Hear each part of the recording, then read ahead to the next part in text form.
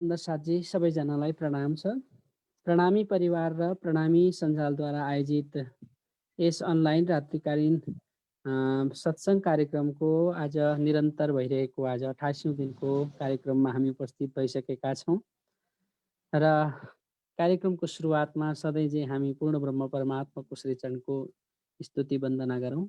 कुनै पनि कार्य प्रारम्भ गर्नुभन्दा पहिला आफ्नो परमात्मालाई, आफ्नो इष्टलाई सम्झिने हाम्रो परम्परा छ र सबैजना जहाँ जस्तो अवस्थामा छौँ सबैजना मिलेर आउनुहोस् परमात्माको सृजनको केही श्लोकहरूद्वारा स्तुति गरौँ। सबैजनालाई अनुरोध गरी आउनुहोस् स्तुति बोलौँ। सच्चिदानन्दरूपाय विश्वोत्पत्त्यादिहेतवे तापत्रय विनाशाय श्रीकृष्णाय वयं नमः।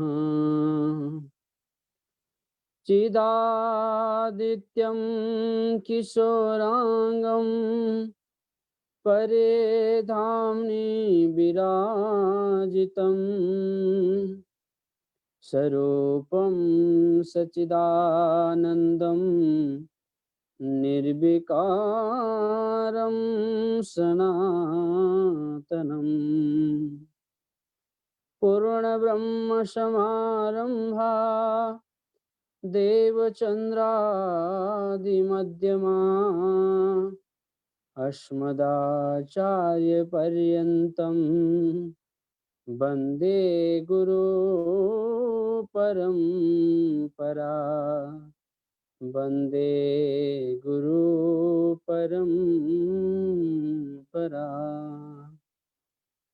प्रणाम। साक्षात पूर्ण ब्रह्म परमात्मा अनादि अक्षरातीत सदघन चिदघन आनंद घन उन्हीं दीन दयालु कृपालु अक्षरातीत पूर्ण ब्रह्म परमात्मा श्री राज श्यामा जी श्री राधा कृष्ण को कोमल पवित्र चरण कमलमा नमन सुमन वन्दन गर्दै प्रणामी परिवार र प्रणामी सञ्जालद्वारा आयोजित यस अनलाइन सत्सङ्ग कार्यक्रमको आज हामी 28औँ दिनमा छौँ। यस सत्सङ्ग कार्यक्रमको संयोजकको रूपमा एउटा सेवा गर्ने मलाई मौका दिनुभएको छ। मेरो तर्फबाट म सुभाष घिमिरे हजुर सबैलाई नमन प्रणाम गर्न चाहन्छु। त्यस्तै हाम्रो प्रणामी परिवारका एडमिन हुनुहुन्छ आदरणीय सञ्जीव मुडभरीजी, प्रणामी सञ्जालका एडमिन हुनुहुन्छ श्री दीपक पाण्डेजी र हाम्रो सधैँ कार्यक्रम चलाउने बहिनी हुनुहुन्छ, केही व्यस्तताको बावजुद उहाँ यो कार्यक्रममा उपस्थित हुन सक्नु भएको छैन, सोनु उप्रेती बहिनी र हामीलाई सधैँ सधैँ उपस्थित भएर साथ दिनुहुने परमात्माका अत्यन्त लाडिला प्यारा सम्पूर्ण प्राणाधार सुन्दर साथीहरू सबैजनालाई प्रणाम गर्दै हाम्रो यस अनलाइन सत्सङ्ग कार्यक्रममा स्वागत गर्न चाहन्छु। स्वागतम स्वागतम प्रणाम। र कार्यक्रम चल्दै गएको आज हामी 28औँ दिनमा पुगेका छौँ। सुन्दर साथजी हजुरहरू सबैको अपार प्रेम स्नेहको अनि हजुरहरूको एउटा स्नेहले गर्दा नि आज 28औँ दिनको यो कार्यक्रम गर्न सफल भएका थियौँ। म केही बेर पहिला नौतनपुरीमा महाराजजीसँग हाम्रो चन्दन सौरभ महाराजजीसँग बातचित हुँदै थियो। उहाँले भन्दै हुनुहुन्थ्यो कि यति राम्रो कार्यक्रम भइरहेको छ, म पनि नौतनपुरीबाट यसलाई हेरिरहेको छु र धेरै देश विदेशमा सुन्दर साथीहरूले प्रत्यक्ष जुममा जोडिन नपाए तापनि फेसबुकको माध्यमबाट अनि लाइभ यो रेकर्ड जुन हुन्छ पेजमा यसलाई हेरेर धेरै सुन्दर साथीहरूले यो सत्सङ्गको लाभ लिइराख्नु भएको छ र राम्रा राम्रा कमेन्टहरू आइरहेका छन् कि यो कार्यक्रम अत्यन्त राम्रो सुन्दर भइरहेको छ भन्ने र सबै सुन्दर साथीहरूको अपार प्रेमले गर्दा नि आज 28औँ दिनसम्म आउन सफल भयौँ।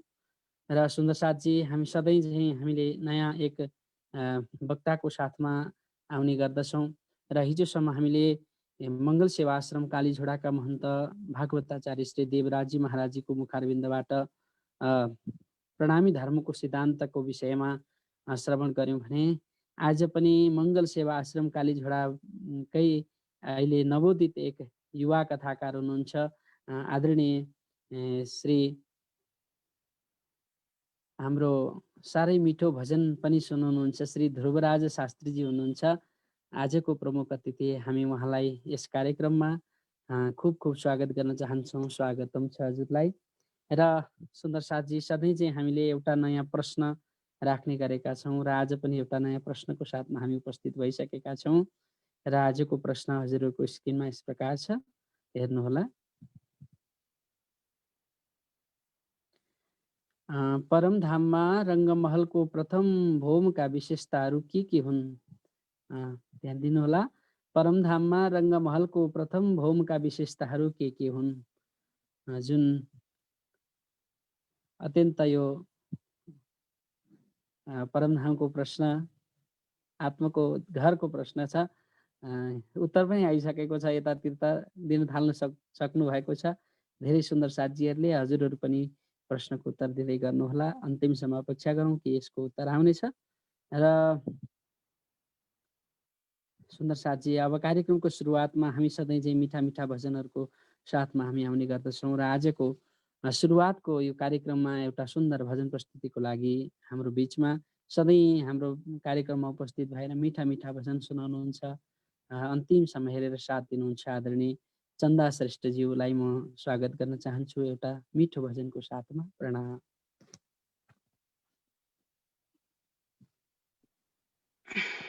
प्रणाम। गुरुजन लगायत सम्पूर्ण सुन्दर साथीहरूमा प्रेम प्रणाम।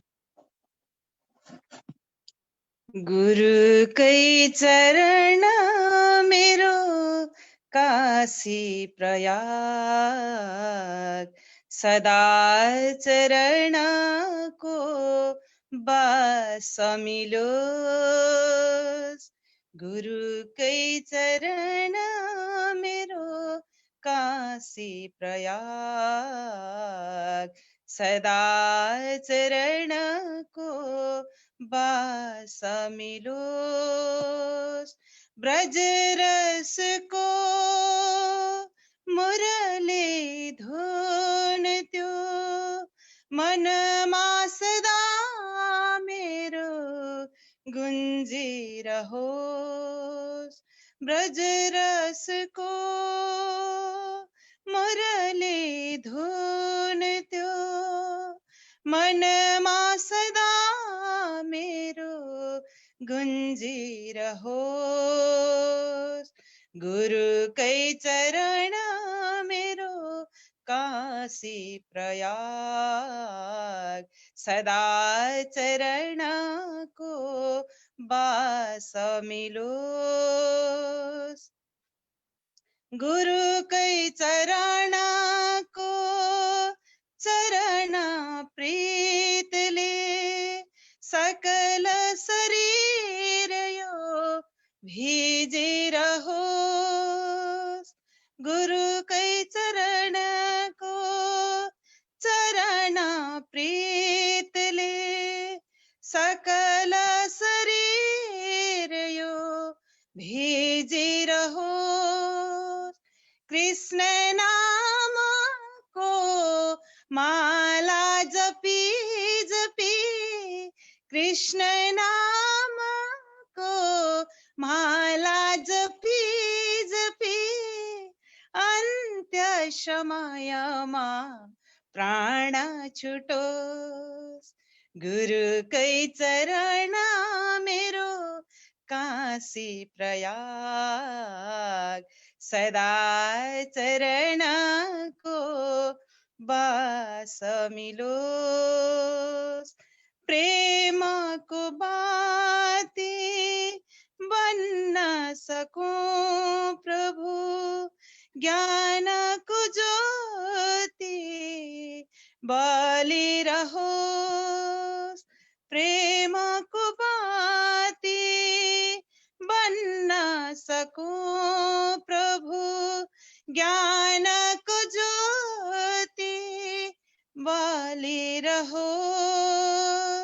भक्त हामी प्रभु चरणको दासी, भक्त हामी प्रभु चरणको दासी, कृपा दृष्टि सधैँ रहिरहोस्।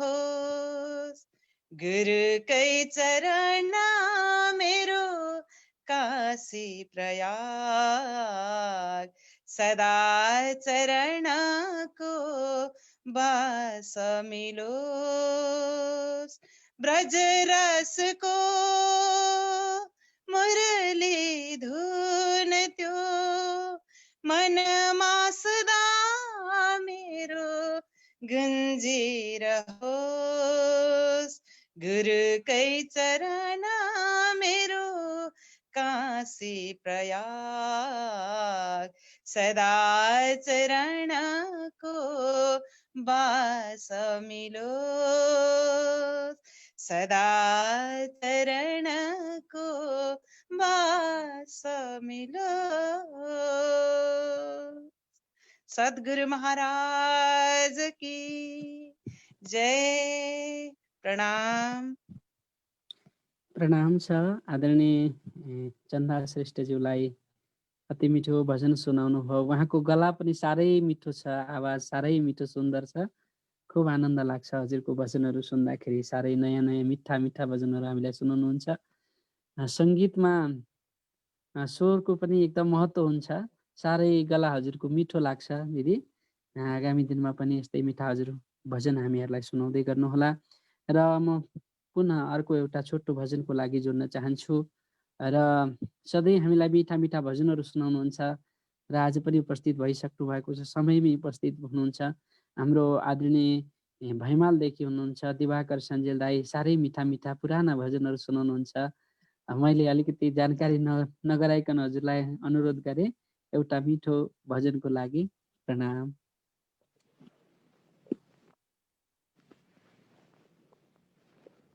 प्रणाम। सदा नफुले केवडा सदा न श्रवण होए सदा न रहे धन दौलत सदा न जिएको सदा न रह्या धन दौलत सदा न जिएको। साक्षात् श्रीराजी महाराजका जुगल चरणमा प्रणाम गर्दै यस कार्यक्रमका कार्यक्रम संयोजकज्यू सुभाष शास्त्री महाराजजी, त्यसै गरी आजका प्रमुख हामीलाई ब्रह्मवाणी सुनाउनु हुने ध्रुवराज शास्त्री महाराजजी, त्यसै गरी यस कार्यक्रम सञ्चालन गरेर सम्पूर्ण प्राणीहरूलाई आत्मा र परमात्माको जानकारी दिलाउनु हुने द्वय सञ्चालक ध्रुव मुरबडीज्यू, त्यसै गरी दीपक पाण्डेज्यू। ध्रुव मुरबडी अलि मलाई नाम कन्फ्युज भयो। सञ्जय मुरबडी। प्रणाम सञ्जय मुरबडीज्यू। त्यसै गरी एब्सेन्ट भए पनि मिठो स्वरकी धनी पूर्व कार्यक्रम सञ्चालिका सोनु बहिनी, त्यसै गरी मेरा प्यारा प्यारा सम्पूर्ण यस ब्रह्मवाणी रसपान गर्ने आउनुहुने हातेमालो गर्दै आउनुहुने सम्पूर्ण सुन्दर साथी, यो लाइभ अन लाइभ र यो चाहिँ रेकर्ड हेर्नुहुने सम्पूर्ण सुन्दर साथका चरण कमलमा मेरो कोटान कोटी प्रेम प्रणाम प्रणाम प्रणाम। मलाई भजन गाउनलाई साथी महाराजले भनिहाल्नु भयो, एउटा दुईवटा भजन गाउनलाई म तयारी हुनु पर्दैन महाराज। जहिले पनि यहाँले मलाई सम्झिनुहुन्छ भने म त्यति बेला उपस्थित हुनेछु भन्दै मेरो भजन स्वीकार्नुहोस्। मुरली मधुर बजाओ प्रभुजी बंसी मधुर बजा, मुरली मधुर बजाओ प्रभुजी बंसी मधुर बजा, निदाएक नरलाई तान सुनाई मुरलीको तानले जग विश्वलाई मुरली मधुर सुनाओ प्रभुजी, बंसी मधुर बजा। भक्त जो छन् चरण भिखारी, भक्त जो छन् चरण भिखारी, दर्शको आशामा माग्छौ बलिहारी। दर्शको आशामा माग्छौ बलिहारी। मुरली मधुर सुनाओ प्रभुजी, बंसी मधुर बजा। मुरली मधुर बजाओ प्रभुजी, बंसी मधुर बजा। दीन बसंत जानी भव सागर पार उतार। दीन बसंत जानी भव पार उतार। दयाको सागर प्रेमको आगर। दयाको सागर प्रेमको आगर। मुरली मधुर सुनाओ प्रभुजी, बंसी मधुर बजा। मुरली मधुर बजाओ प्रभुजी, बंसी मधुर बजा। बंसी मधुर बजा। प्रणाम। प्रणाम छ आदरणीय दाई दिवाकर सञ्जेलज्यूलाई साह्रै मिठो मुरली मधुर बजाऊ प्रभुजी, बन्सी मुरली बजाऊ भन्ने साह्रै सुन्दर भजन हामीलाई सुनाउनु हो। सधैँ उहाँ तयार नै हुनुहुन्छ, तैपनि मैले हजुरलाई चाहिँ अनुरोध गरेँ कि नयाँ नयाँ भजन हजुरको मुखारबिन्दबाट प्रत्येक दिन मिठा मिठा भजनहरू अनि अत्यन्त भावले भरिएका पुराना भजनहरू सुन्न पाइन्छ, साह्रै खुसी लाग्छ। र सुन्दर साथजी हाम्रो बिचमा यहाँ थुप्रै भजन गायकहरू पनि उपस्थित हुनुहुन्छ। म यहाँ देखिरहेको छु हाम्रो बिचमा मुकुन्द दाहालजी हुनुहुन्छ।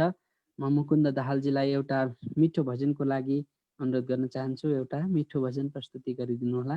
प्रणाम।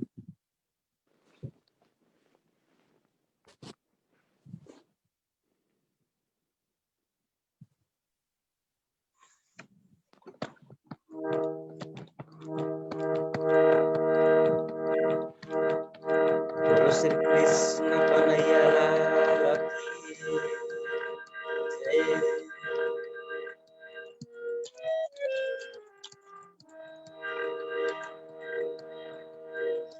आनंद मरौला मेरो कृष्णलाई लिएर, श्यामलाई लिएर।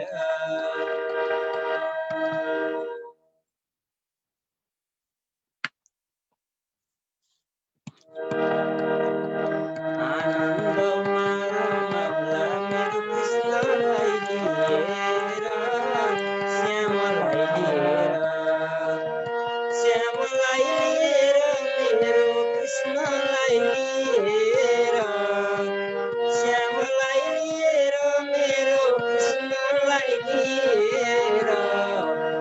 आनन्द मरौला मेरो कृष्णलाई लिएर, श्यामलाई लिएर। चाहिँदैन कृष्ण मलाई सुनको महल। चाहिँदैन कृष्ण मलाई सुनको महल। घरको झुपडीमा गुजारा चलाउँला कृष्णलाई लिएर। घरको झुपडीमा गुजारा चलाउँला कृष्णलाई लिएर। चाहिँदैन कृष्ण मलाई हिराको गहना। चाहिँदैन कृष्ण मलाई हिराको गहना। हँसी तुम्हारा लाले पूजारा चढाउला कृष्णलाई लिएर राशि कुमारले पूजारा चढाउला कृष्णलाई लिएर कृष्णलाई लिएर मेरो श्यामलाई लिएर कृष्णलाई लिएर मेरो श्यामलाई लिएर आनन्दमा रमाउँला मेरो कृष्णलाई लिएर कृष्णलाई लिएर चाहिँदैन कृष्ण मलाई सुनको थालिया चाहिँदैन कृष्ण मलाई सुनको थालिया छालाको पातमा गुजारा चढाउला कृष्णलाई लिएर छालाको पातमा गुजारा चढाउला कृष्णलाई लिएर कृष्णलाई लिएर मेरो श्यामलाई लिएर कृष्णलाई लिएर मेरो श्यामलाई लिएर आनन्दमा रमाउँला मेरो कृष्णलाई लिएर श्यामलाई लिएर आनन्दमा रमाउँला मेरो कृष्णलाई लिएर श्यामलाई लिएर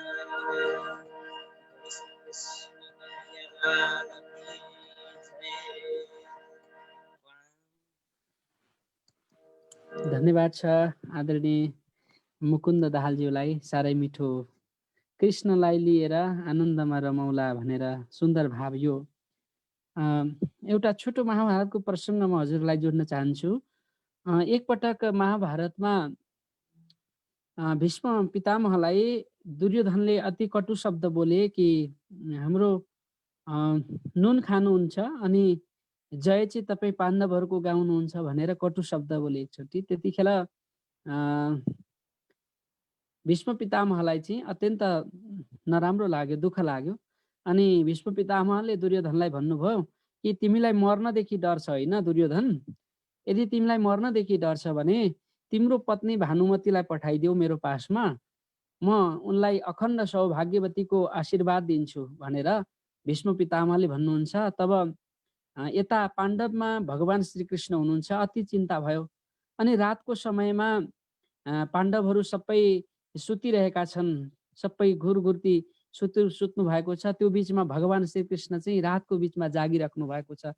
अनि द्रौपदीलाई गएर रातिको बिचमा उठाउँदै भन्नुहुन्छ कि द्रौपदी उठ, आज सुत्यो भने तिम्रो भाग्य हमेसा हमेसाको लागि सुत्छ, उठ भनेर भगवान कृष्णले द्रौपदीलाई उठाउनुहुन्छ। अनि अरू पाण्डवहरू सबै सुतिरहेका छन्। अनि द्रौपदीले सोध्नुहुन्छ कि यति राति किन प्रभु भनेर सोद्धाखेरि भगवानले किन कि आशीर्वाद उहाँ भानुमतीले लिन लागिसकिन्, तिमी सुतिरख भनेर भगवान कृष्णले भन्नुहुन्छ। र त्यतिखेर द्रौपदीले के भन्नुहुन्छ त भन्दाखेरि प्रभु तपाईँ हाम्रो पासमा हुनुहुन्छ, हामीलाई चिन्ता के को छ र होइन। जाको राखे साइया वहाँको मार्न सके कोही, बाल बाँका गर्न सके सब जग बैरी भए। कि जसको पासमा परमात्मा हुनुहुन्छ त्यसलाई संसारको कुनै चिजको के कमी रहन्छ र होइन। जसलाई चाहिँ परमात्माको कृष्णको कृपा छ, कृष्णको मेहेर छ, आशीर्वाद छ भने त्यसको जीवनमा के कमी रहन्छ र। यो सुन्दर भावको भजन उहाँले हाम्रो मुकुन्दजीले गाउनुभयो कि कृष्णलाई लिएर बिरानो बसौँला जहाँ जस्तो छौँ, जेही विध राखेर आज त्यही विध रहिए। जस्तो अवस्थामा छौँ त्यही अवस्थामा हामी खुसी रहनुपर्छ भन्ने मिठो भावको भजन हामीले श्रवण गऱ्यौँ। धन्यवाद छ मुकुन्द दाहालज्यूलाई। र सुन्दर साथजी, अब म प्रवचनको कार्यक्रमलाई जोड्न चाहन्छु। हाम्रो बिचमा अघि नै मैले भनिसकेँ मङ्गल सेवा आश्रमबाट नवोदित एक उदयमान कथाकार हुनुहुन्छ श्री ध्रुवराज शास्त्रीजी हुनुहुन्छ। आज हामी उहाँको मुखारबिन्दबाट प्रवचन सुन्दैछौँ र आदरणीय शास्त्रीजीलाई म अनुरोध गरी अबको समय हजुरले लिनुहुन्छ भन्ने आशाको साथमा हजुरलाई अनुरोध गर्दै म प्रणाम गर्दै अब अगाडिको कार्यक्रम प्रवचनको कार्यक्रम राखिदिनको लागि अनुरोध गर्दछु। प्रणाम।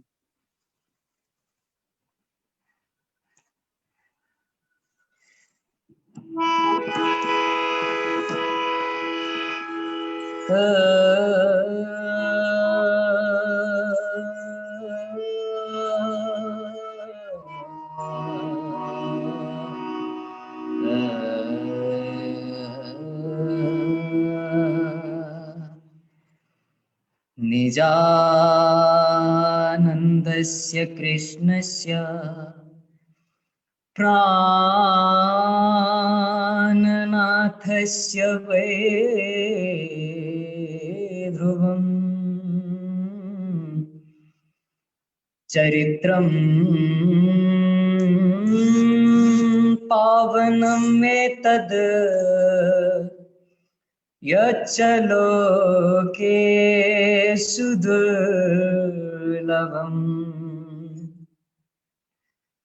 पठनात्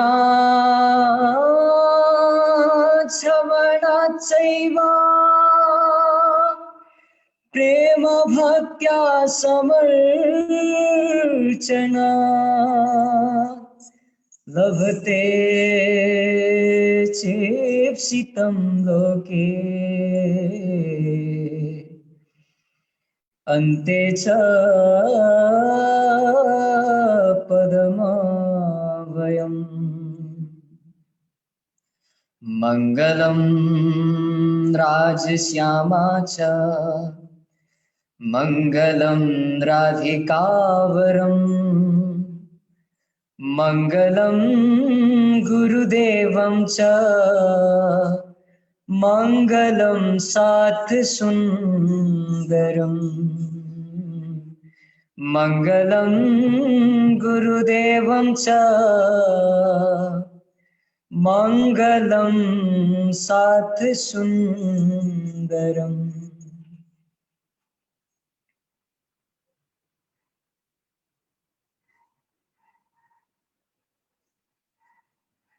समादरणीय सुन्दर साथजी, आउनुस् सर्वप्रथम हाम्रो मनलाई एकाग्र गर्नका लागि अनि वाणीलाई पवित्र गर्नका लागि प्रभु परमात्मा प्रति प्रार्थना गरौँ। जो जहाँ हुनुहुन्छ हात जोडेर प्रभु परमात्माको स्मरण गर्दै प्रभु परमात्मालाई स्तुति गरौँ। शरण में आए हे हम तुम्हारे, शरण में आए हे हम तुम्हारे, दया करो हे दयालु श्री राम, दया करो हे दयालु श्री राम, संभालो बिगड़ी दशा हमारी, संभालो बिगड़ी दशा हमारी, दया करो हे दयालु श्री राम, दया करो हे दयालु श्री राम।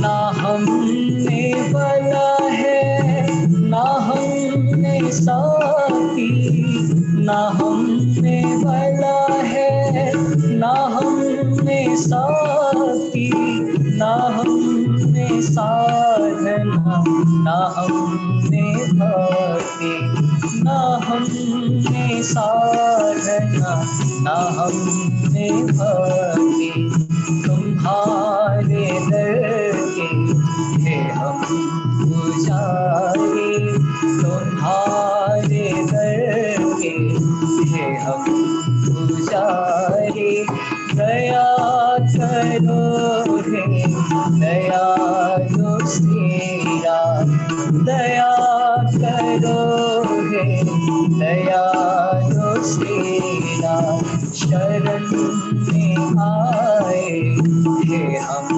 तुम्हारे, शरण में आए हे हम तुम्हारे, दया करो हे दयालु श्री राम, दया करो हे दयालु श्री राम, दया करो हे दयालु श्री राम। बोले कृष्ण कन्हैया लाल की जय, सद्गुरु महाराज की जय। श्री प्राणनाथ प्यारे की जय। माता बाईजी महारानी की जय। महाराजा छत्रसाल की जय। तीनों पुरी धाम की जय। समस्त सुंदर साथ की जय। प्रणाम। परम मंगलमय परात्पर अखिलेश्वर अकारण कारण करुणा वरुणालय भक्तवांछित कल्पतरोर आत्मा का मालिक प्राण आधार पूर्ण ब्रह्म परमात्मा अक्षरातीत धाम धनी श्री राज श्यामा जी को जुगल चरण कमल में श्रद्धा सुमन अर्पण गर्दै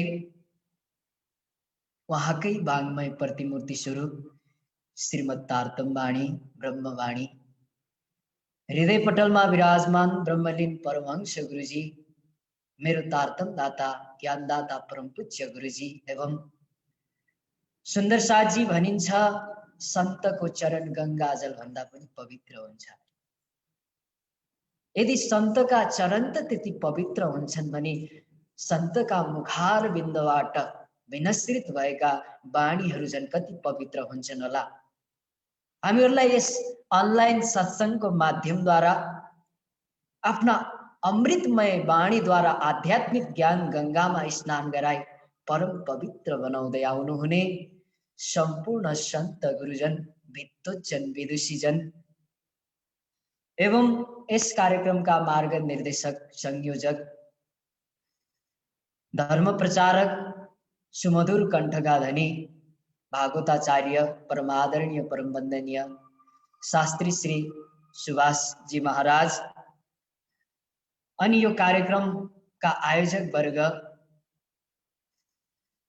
दिन रात खटिएर रिमोट कंट्रोल हातमा लिएर यो कार्यक्रमलाई सफल बनाउनका लागि लागि पर्नुहुने सरल स्वभावका धनी परमादरणीय फोटोग्राफर संजय मुडवरीज्यू अनि दीपकको भाती जसरी अंधकार भएको ठाउँमा दीप प्रज्वलन गर्ने बित्तिकै सबै अंधकारहरू दूर भएर जान्छ, त्यसरी नै यो आध्यात्मिक दीप प्रज्वलित गरेर हामीहरूलाई यसको लाभ लिने सुन्दर वातावरणको सृजना गरिदिनु हुने आयोजक वर्ग दीपक पाण्डेज्यू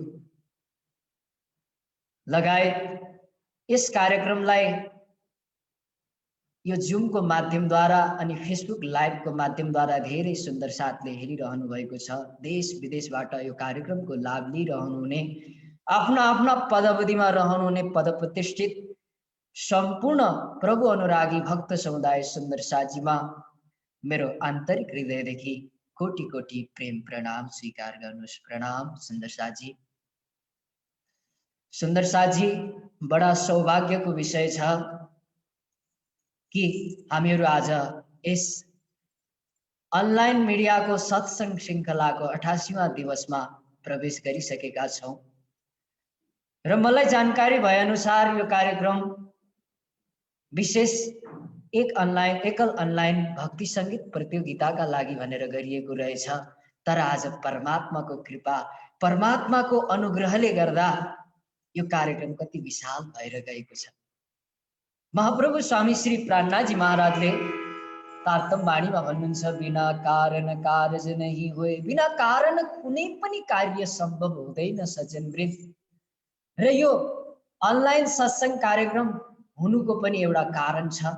त्यो कारण के हो त भन्दा कोरोना। आज कोरोनाकै कारणले गर्दा हामीहरू जुममा जोडिएर यो सत्संगको लाभ लिन पाइरहेका छौं भने यदि हामीले सकारात्मक दृष्टिले हेर्यौं भने कोरोनाले हामीहरूलाई एउटा अवसर प्रदान गरेको छ परमात्माको भक्ति गर्ने, परमात्माको भजन गर्ने, परमात्माको सत्संग गर्ने। तर हामीले नकारात्मक दृष्टिले मात्र हेर्यौं भने कोरोनाले हामीलाई आघात मात्र पुर्याइरहेको हामी देख्न सक्दछौं। र यी दुई विचारहरू जहाँ पनि लागू भएका हुन्छन्। हामीहरू विचार गरौं, गुलाबको फूलको बोट हजुरहरू सबैजनाले देख्नु भएको छ हैन? गुलाबको फूलको बोटलाई हेरेर नकारात्मक सोच भएको व्यक्तिले भन्दछ अरे हेर त यति सुन्दर गुलाबको फूलको वरिपरि कस्ता तीखा तीखा काँडाहरू लागेका। भगवानलाई त बनाउन पनि आउँदो रहेनछ भनेर भनिदिन्छ अरे कोही कोही बेला। तर सकारात्मक सोच भएको व्यक्तिले भन्दछ अरे यस्ता तीखा तीखा काँडाहरूका बिचमा पनि हेर त त्यो गुलाब कसरी मुस्कुराइरहेको छ। यदि हामीले यसको वास्तविक अर्थलाई जीवनमा लिने हो भने जस्तो सुकै अप्ठ्यारो परिस्थितिमा पनि, संकटका घडीमा पनि काँडाका बीचमा गुलाब मुस्कुराए जस्तै मुस्कुराएर यदि हामीले त्यो अप्ठ्यारो स्थितिको हामीहरूले अप्ठ्यारो स्थितिलाई हामीहरूले सहजैसँग पार गर्न सक्दछौँ। यदि गुलाब जस्तो हामी मुस्कुरायौँ भने त्यो मान्छे जीवनमा कहिले पनि असफल हुन सक्दैन।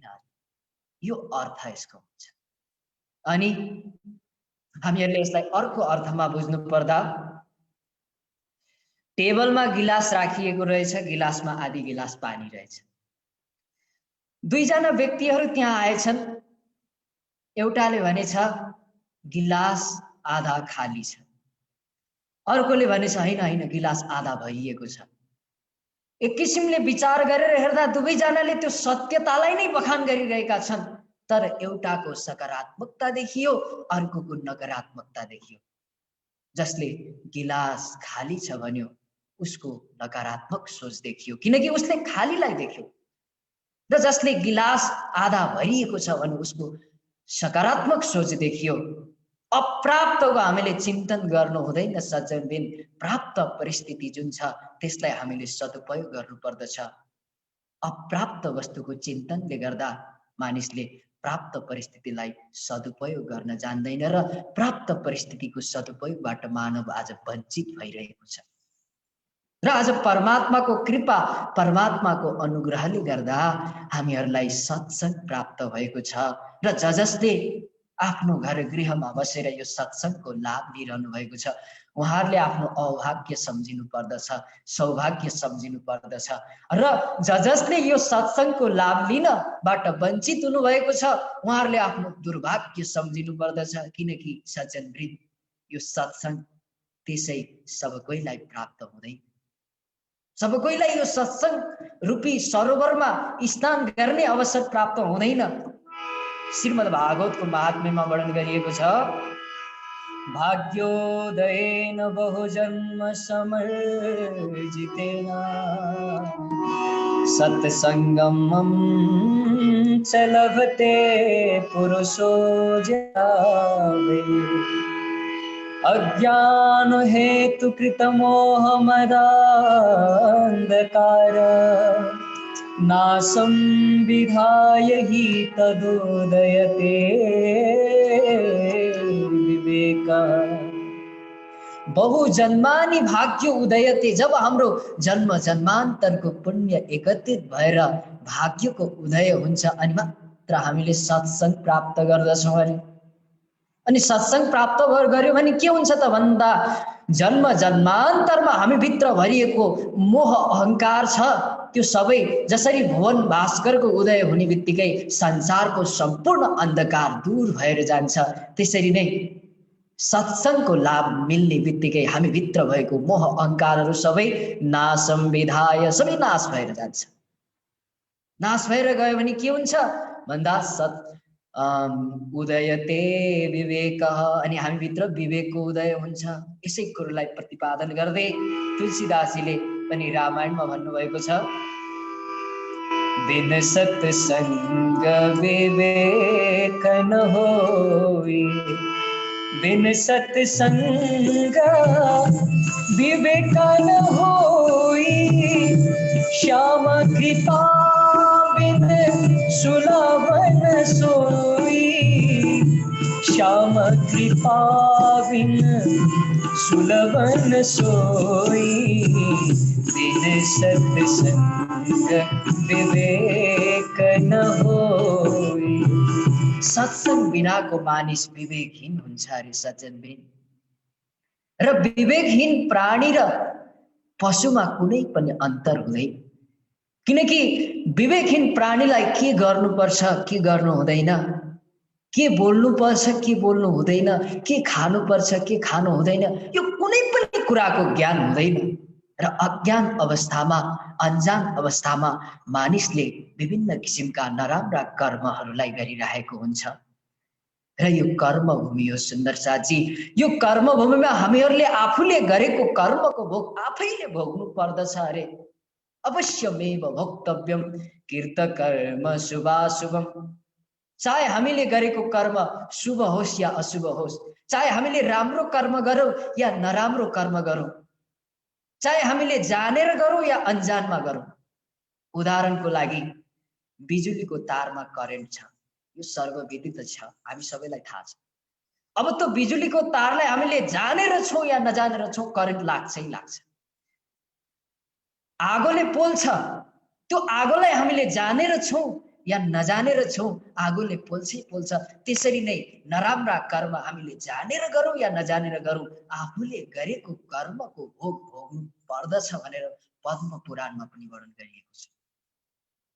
र सज्जनवृन्द, आफूले गरेको कर्म र यो संसारमा पाप नगर्ने कुनै व्यक्ति हुँदैन, कुनै प्राणी हुँदैन, कुनै मानव हुँदैन।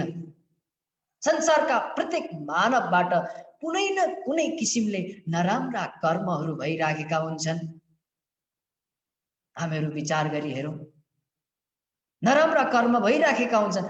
एउटा ढुङ्गा इट्टा सिमेन्टले बनाएको घर त हामीहरू सुन्दर तरिकाले रङरोगन गरेर ताला लगाएर 2-3 महिना हामी बाहिर गएर आएर फेरि त्यो गृहलाई खोलेर हेर्यौँ भने फोहोर मैला कचेडा भरिएको हुन्छ भने यो हाम्रो शरीर त पञ्चभौतिकले बनेको देह हो। यो देहबाट पाप नहुने कुनै कारण छैन। यो शरीरबाट पाप कर्म भइराखेको हुन्छ, तर प्रायश्चित गर्नु पर्दछ। यदि हामीले परमात्माको सन्मुखमा गएर प्रायश्चित गर्यौं भने हामीले गरेका अनजानमा गरेका नराम्रा कर्महरू मकै घोटिए जस्तै नष्ट भ्रष्ट भएर जान्छन् अरे। तर यदि जानी जानी कसैले नराम्रो कर्म गर्दछ भने शिलामा लेखी बराबर हुन्छ, त्यो कहिले मेटिँदैन भनेर शास्त्रमा वर्णन गरिएको छ। सज्जनवृन्द, यसको म एउटा दृष्टान्त दिन्छु। न त समय एकदम कम्ती छ हामीसँग, म संक्षिप्तमा दृष्टान्त हजुरलाई दिन गइरहेको छु। एकादशी महात्म्यको 26औं महात्म्यमा एउटा दृष्टान्त आउँदछ। एकजना राजा रहेछ। ती राजाको एउटै छोरो थियो। छोरो जब बढ्दै बढ्दै गएर विवाहका योग्य भए, राजाले एउटा सुन्दर कन्या खोजेर आफ्नो छोराको विवाह गरिदिएछ। धुमधामसित राजकुमारको विवाहमा एकदम खुसीको माहौल छाइरहेको थियो। राजदरबारमा विवाह भएको केही दिन व्यक्त भएको थियो, हप्ता दिन भएको थियो होला, विवाह भएको। त्यतिखेर एउटा घटना घट्न गयो। भर्खर आएकी दुलैले थाहा पाइछन् कि उनका पति राजकुमारले उनलाई नदेखाइकन गोदरेजमा केही कुरो राख्दैछ। एक दिन राजकुमार सुतेको बेला गोदरेजलाई खोलेर हेर्दाखेरि त त्यहाँ राजाको एउटा सुन्दर तरबार रहेछ। उनले त्यो तरबारलाई निकालेर हेरिन्। निकाल्ने बित्तिकै त्यो तरबारको प्रकाशले गर्दा उनका आँखा तिर्मिराए अनि अचानक उनको हातबाट त्यो तरबार फुस्किएर गएर सिधै राजाका छोरा राजकुमारको गर्दनमा गएर त्यो तरबार पर्यो। ठाउँको ठाउँ राजाका छोराको मृत्यु हुन गयो। राजकुमारी अत्तालिन्, अहो प्रभु, यो मबाट के अनजान हुन गयो? मैले आफ्नो पतिको हत्या आफै गरिदिएँ। राजाको एउटै छोरो, यदि राजाले यो कुरो थाहा पाए भने मलाई छोड्दैनन्, मलाई मृत्युदण्ड दिन्छन् भने अब मैले केही उपाय गर्नुपर्छ। के गर्ने त भन्दा यो लासलाई मैले लुकाउनु पर्छ भनेर रातारात राजकुमारको लासलाई लगेर एउटा तुलसीको मोठ थियो, तुलसीको मोठ पछाडि तुलसीको बगान रहेछ, त्यो तुलसीको बगानमा लगेर फ्याँकिदिन्छ। जब प्रातः भयो, एकजना ब्राह्मण तुलसीको दल लिनका लागि भनेर तुलसीको मोठमा आएर दल तोड्न मात्र लागेका थिए। त्यतिखेर ती रानी चिच्चाइछन्, बचाओ बचाओ, यो ब्राह्मणले मेरो पतिलाई मारिदियो। तुरन्तै सेनाहरू आएर ब्राह्मणलाई पक्रिए। बिचरा ब्राह्मण अनजान, उसलाई केही त थाहा थिएन। मैले केही गरेको छैन भनेर गिडगिडाए, तर उनको आवाजलाई कसैले पनि सुनिदिएन। लगेर कारागारमा हालिदिए। जब राजाले यो कुरो सुने, भएको एउटै छोरो, त्यो भएको एउटै छोरोको मृत्युको खबर सुन्दाखेरि कुन चाहिँ राजालाई दुःख नलाग्ला? दुःख लाग्नु स्वाभाविक। राजा अत्यन्तै चिन्तित भए। गएर आफ्नो छोराको संस्कार गरेछन्। संस्कार गरिसकेपछि जब न्याय सुनाउने बेला आयो, त्यो ब्राह्मणलाई सभामा उपस्थित गराइयो।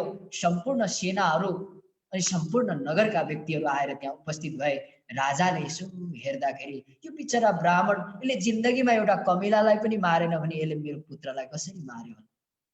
तर प्रमाण जति सबै ब्राह्मणकै नाममा भएको कारणले गर्दा राजाले पनि सजाय सुनाउन कर लाग्यो र राजाले राज गद्दीबाट सजाय सुनाउँदै भने कि यो ब्राह्मण भएको कारणले गर्दा यसलाई मृत्युदण्ड दिनु उचित हुँदैन र जुन हातले यसले मेरो पुत्रको हत्या गरेको छ, मेरो पुत्रको गर्दनमा प्रहार गरेको छ, जाओ गएर यसको त्यो हात काटिदिया भनेर राजाले आदेश दिए। राजाको आदेशलाई शिरोधार्य गर्दै सेनाहरूले गएर त्यो ब्राह्मणको एउटा हातलाई काटिदिए। अत्यन्तै दुःख लाग्यो, त्यो पीडा भयो राजाको छोरालाई, ब्राह्मणलाई अत्यन्तै दुःख लाग्यो र ब्राह्मण मन्दिर पनि गएनछन्, सिधै गुरुजीको पासमा गएछन्। गुरुजीलाई गएर प्रणाम गरे। जब गुरुजीले आफ्नो शिष्यको यो हालत देख्नुभयो, गुरुजीलाई पनि साह्रै दया लागेछ। सोध्नुभएछ, बाबु तिम्रो यो हालत कसले गरिदियो? शिष्यले भनेछ, गुरुदेव म त्यही जान्नका लागि त हजुरको पासमा आएको छु। मैले जिन्दगीमा कहिले पनि नराम्रो कर्म गरिन, कहिले कसैलाई ठगिन, कहिले कसैलाई ढाटिन, कुनै पशु पंक्षीमाथि हिंसा गरिन, सदैव सत्यतालाई अगाडि लिएर अघि बढे। मैले के त्यस्तो कर्म गरेर आज मेरो यो हालत भयो गुरुदेव? गुरुदेवले भन्नुभयो, बाबु ममा त्यो सामर्थ्य त छैन म पूर्व जन्मलाई बताउन सकूं, तर मेरो गुरु एउटा काशीमा रहनुहुन्छ, तिमी काशीमा जाऊ, मेरो गुरुले तिम्रो पूर्व जन्मलाई पढेर तिम्रो पूर्व जन्मको कर्म बताउन सक्नुहुन्छ भनेर गुरुदेवले भनेपछि त्यो शिष्यले, ती ब्राह्मणले जल पनि ग्रहण नगरिकन सिधै काशी गुरुजीको पासमा गएछन् र हात जोडेर भनेछन्, हे गुरुदेव मैले अघिल्लो जन्ममा यस्तो के कर्म गरेको थिएँ र मैले आज यो सजाय भोग्नु पर्यो? गुरुदेव बडा तपस्वी हुनुहुन्थ्यो। आँखा चिम्म गरेर उनका पूर्व जन्मका कर्महरूलाई पढ्दै भन्नुभएछ, बाबु तिमी पूर्व जन्ममा भयंकर ठुलो तपस्वी विद्वान थियो, तिमीले जिन्दगीभरि सत्यतामा रहने, सत्य बोल्ने प्रतिज्ञा गरेका थियौ र परमात्माको भजन भक्ति गरेरै म जिन्दगी कृतार्थ गर्छु भनेर जंगलमा गएर तिमी परमात्माको चिन्तनमा लागेका थियौ। त्यतिखेर एउटा कसाईको हातबाट गाई फुत्किएर तिम्रो अगाडिबाट गयो। कसाई सोध्दै सोध्दै तिम्रो पासमा आयो, तिमी परमात्माको चिन्तन गरिरहेका थियौ। कसाईले जब तिमीलाई गाई देख्यो भनेर सोध्यो, तिमी सत्यतामा रहने प्रतिज्ञा गरेर बसेको कारणले गर्दा तिमीले मुखले त बोल्यौ न, तर इशारा गर्यौ गाई यता गएको छ। इशारामै कसाईले गएर गाईलाई च्याप्प समात्यो अनि तरबार निकालेर गाईको गर्दनमा तरबारले प्रहार गरेर गाईको हत्या गरिदियो। त्यही पापका कारणले गर्दा त्यो कसाई नै आज यहाँ राजाका छोरा भएर यहाँ जन्म लिएको थियो र त्यो कसाईको गर्दन काटी। अनि त्यो जुन गाईको हत्या भएको थियो, त्यो हत्या भएकी गाई नै यहाँ त्यो राजाका छोराकी पत्नी भएर आएकी थिए र त्यो पत्नीले उसको गर्दन काटी। तिमीले इशारा गरेको कारणले गर्दा तिम्रो हात काटियो, यो पूर्व जन्मको कर्म हो बाबु भनेर गुरुजीले भन्नुभयो। अब विचार गर्नुहोस् त सुन्दर साथी, कर्मको फल हामीले जसरी जताबाट भए पनि भोग्नु पर्दछैन, किनकि आफूले गरेको कर्मको फल 17 दिनभित्र भोग्नु पर्छ अरे। 17 दिनमा भोगिएन भने 17 महिना, 17 महिनाभित्र भोगिएन भने 17 वर्ष, 17 वर्षभित्र भोगिएन भने 17 जुनी। यदि 17 जुनीभित्र पनि आफूले गरेको कर्मको भोग भोगिएन भने 17 लाख जुनी लिएर भए पनि कर्मको भोग सबैले भोग्नु पर्दछ अरे, किनकि कर्मको भोग त स्वयं भगवानले पनि भोग्नु पर्दछ भनेर शास्त्रमा वर्णन गरिएको छ। त्यसै कारण सुन्दर साथी, सदैव राम्रो कर्म गर्नु पर्दछ। हामीले अघिल्लो जन्ममा राम्रो कर्म गरेका रहेछौँ, जसका प्रतापले गर्दा हामीले यो जन्ममा सत्संग प्राप्त गरेका छौँ। यो हाम्रो पूर्व जन्मको कर्म हो सुन्दर साथी। आज संसारका प्रत्येक मानवहरू यसै कर्मका बन्धनमा परिरहेका छन्। अब यो कर्मको बन्धनबाट कसरी मुक्त हुने? प्रत्येक मानवहरू आज कर्मका बन्धनमा परेर नराम्रा कर्महरू गरिरहेका छन्। त्यसै कारण कुनै सन्तले एउटा भजन गाएका छन्, कर्मों की है ये माया, कर्मों के खेल सारे, कर्मों के ही जहाँ के क्या जब नजारे, क्या क्या जब नजारे, क्या क्या जब नजारे। कर्मों की है ये माया,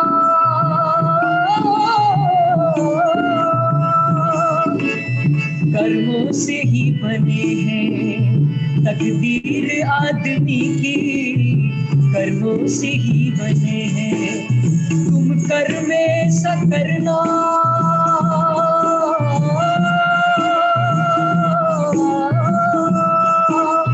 तुम कर्म ऐसा करना, देवे सभी दुहाई, देवे सभी दुहाई, देवे सभी दुहाई, देवे सभी दुहाई। कर्मों की है ये माया। त्यसै कारण सज्जनबिन यो पुरा संसारमा नै आज कर्मको खेल भइरहेको छ। किनकि हामीहरूले मानव चोला किन पाएको अरे त भन्दा पद्म पुराणमा वर्णन आउँदछ कि मानव चोला एउटा त परमात्माको भक्ति गर्नका लागि पाएको हो, अर्को आफूले गरेका नराम्रा कर्म अथवा राम्रा कर्महरूको भोग भोग्नका लागि मानव चोला प्राप्त भएको अरे। आज संसारका प्रत्येक मानिसहरू यसै कर्मका बन्धनमा परेका छन्। हामीहरू पनि कर्मकै बन्धनमा परेका छौँ। अब यो कर्मको बन्धनबाट कसरी मुक्त हुने, यसको पनि त केही न केही त उपाय होला भन्दा श्रीमद् भागवतले यसको उपाय बतायो कि कर्मको बन्धनबाट मुक्ति हुने एउटै उपाय छ, त्यो हो परम तत्त्वलाई जान। परम तत्त्व भनेको के हो? परमात्मा। जुन परमात्मालाई जानिसकेपछि त वेद्यते हृदय ग्रन्थि छिद्यन्ते सर्व संशयाः क्षीयन्ते चास्य कर्माणि दृष्ट्वैवात्मनीश्वरे। जुन परम तत्व परमात्मालाई प्राप्त गरिसकेपछि भित्यते हृदय ग्रन्थि, हाम्रा अन्तर हृदयभित्र भएका जुन अज्ञान रूपी गाठा हुन् ती सबै फुकेर जान्छन्। छिद्यन्ते सर्व संशय, सम्पूर्ण मन मस्तिष्कमा भएका हाम्रा सम्पूर्ण शङ्काहरू समाधान भएर जान्छन्। अनि हामीले गरेका जति पनि कर्महरू छन्, हामी जुन कर्मका बन्धनमा आज परेका छौँ, यो कर्मको बन्धनबाट हामीले छुटकारा प्राप्त गर्न सक्दछौँ। त्यसकारण परम तत्व यानी परमात्मालाई जान्नु पर्दछ।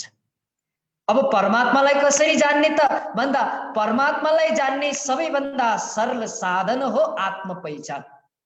जबसम्म आत्मा पहिचान हुँदैन तबसम्म परमात्मालाई जान्न कहाँ सकिदो रहेछ र सज्जनवृन्द।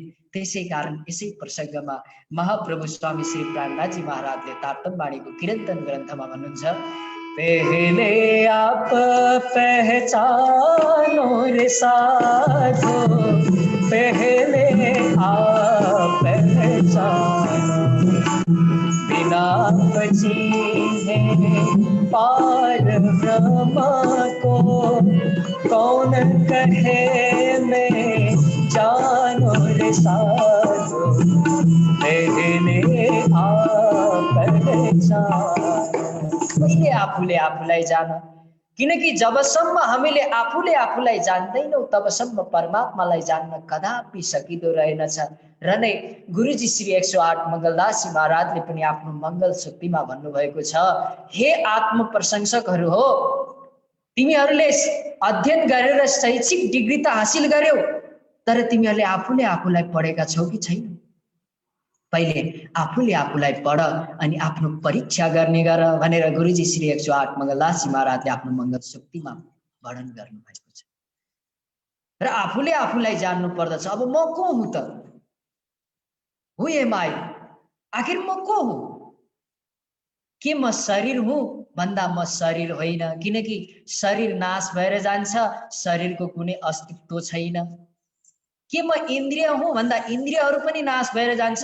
गीताको 2 अध्यायको 21औं श्लोकमा वर्णन गरिएको छ, नैनम छिन्दन्ति शस्त्राणि नैनम दहते पावकः न चैनम केलिदयन्त्यापो न सुषयते मारुतः।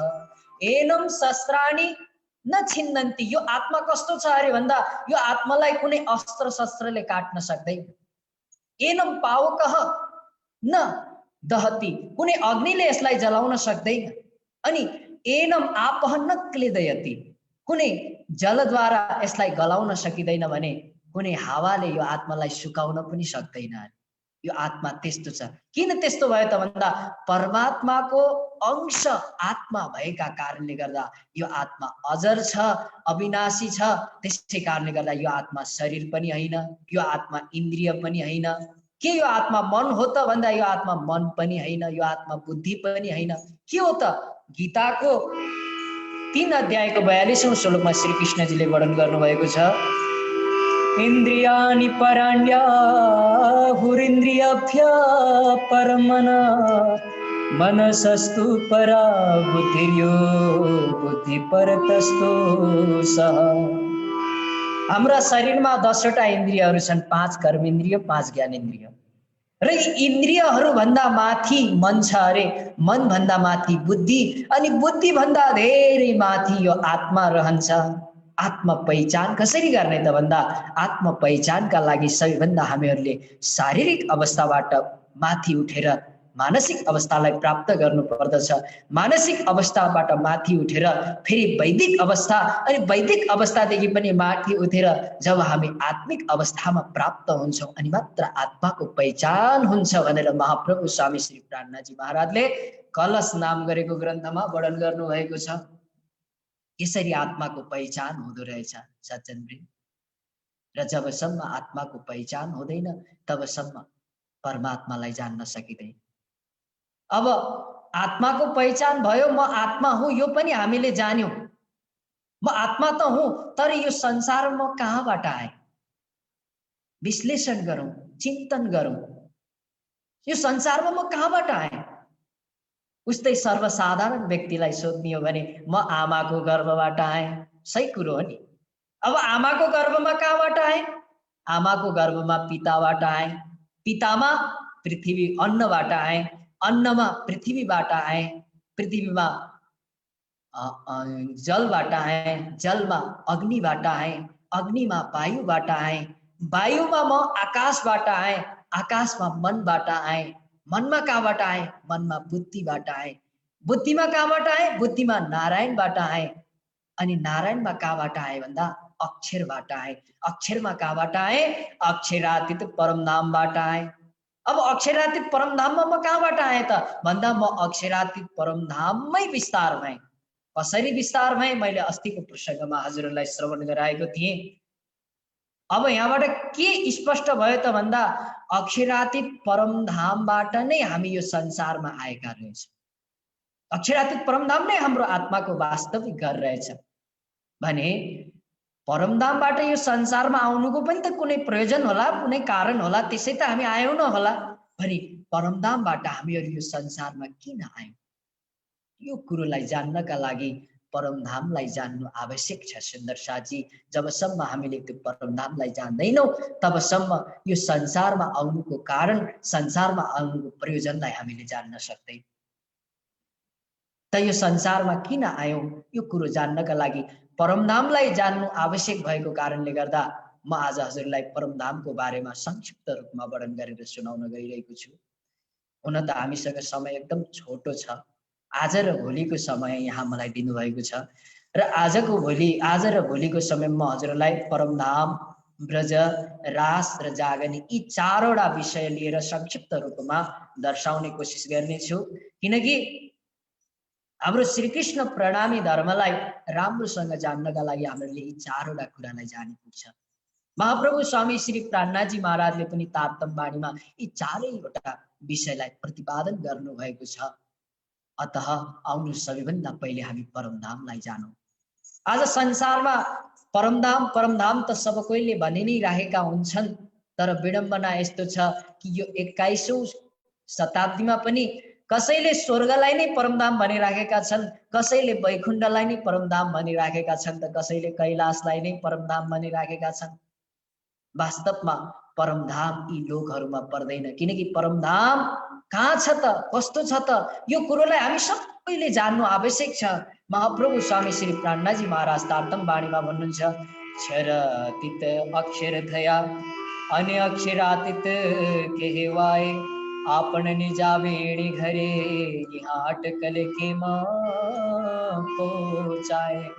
क्षर भन्दा पर अक्षर छ अरे, अनि अक्षर भन्दा पनि पर अक्षरातीत परमधाम छ, जसलाई अक्षरातीत घर पनि भनिन्छ। अब अक्षरातीत किन भनियो त भन्दा व्याकरणमा दुईवटा वर्ण हुन्छन्, एउटा स्वर वर्ण, एउटा व्यञ्जन वर्ण। स्वर वर्णमा 16 वटा अक्षर हुन्छन् भने व्यञ्जन वर्णमा 36 वटा अक्षर हुन्छन्। यी सबै अक्षरहरू मिलाएर पनि त्यहाँको वर्णन हुन नसक्ने भएको कारणले गर्दा त्यसलाई अक्षरातीत भनियो। अनि अक्षरात परतः पर, अक्षर भन्दा पनि पर, शब्दातीत, आद्यान्त रहित, अप्राकृतिक भूमि भएको कारणले गर्दा त्यसलाई परमधाम भनियो। हुन त परमधामको वर्णन यो स्वप्निक जीवद्वारा हुनै सक्दैन। स्वप्निक बुद्धिद्वारा हामी परमधामको वर्णन गर्न सक्दैनौँ। तर बेसुमार थी ल्याई सुमार में, स्वामीजी वाणीमा भन्नुहुन्छ, त्यो परमधाम हामी संसारका तुच्छ जीवहरूलाई सम्झाउनका लागि, बुझाउनका लागि बेसुमारलाई सुमारमा ल्याएर परमधामको वर्णन गरिएको छ। अतः आउनु संक्षिप्त रूपमा हामी परमधामको बारेमा जानौं। परमधाम कस्तो छ त भन्दा परमधाम 25 पक्षले युक्त छ। परमधाममा 25 पक्षहरू छन्, हामीहरू भन्ने गरेका हुन्छौँ। धाम तलाउ कुञ्ज वन जोए, मानिक नेहेरे बन के सोए, पश्चिम चौगान बड़ो बन कहे, पोखरा जी जमुना जी लहे, आठों सागर 8 जिमी के, 25 पक्ष धाम धनी के, आठों सागर 8 जिमी के, 25 पक्ष धाम धनी के। यी 25 पक्षहरू भए परमधामको। अनि परमधाम 50 करोड योजनको लम्बाई चौडाइमा छ। परमधामको मध्य भागमा एउटा दिव्यमान दिव्य महल छ, जसलाई रङ्गमहल भनिन्छ। यो रङ्गमहल 10 तलाको छ र यी रङ्गमहलका 10 वटा भौमको अलग अलग विशेषता छ। सुन्दर साजी हामीहरू भजनमा गाउने गर्दछौँ नि।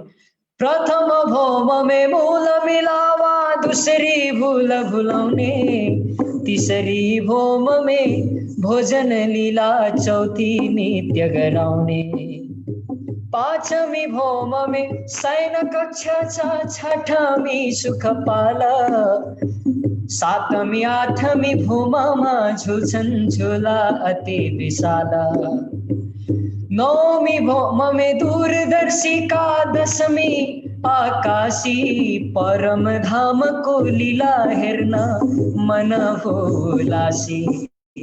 हे सखी 25 पक्ष परम धामको वर्णन गर्छौं हामी। यो परम धामका विशेषताहरू हुन् सुन्दर साजी। परम धामको रङ्गमहल जुन छ, रङ्गमहल 10 भौमको छ र 10 वटा भौमका अलग अलग विशेषताहरू छन्।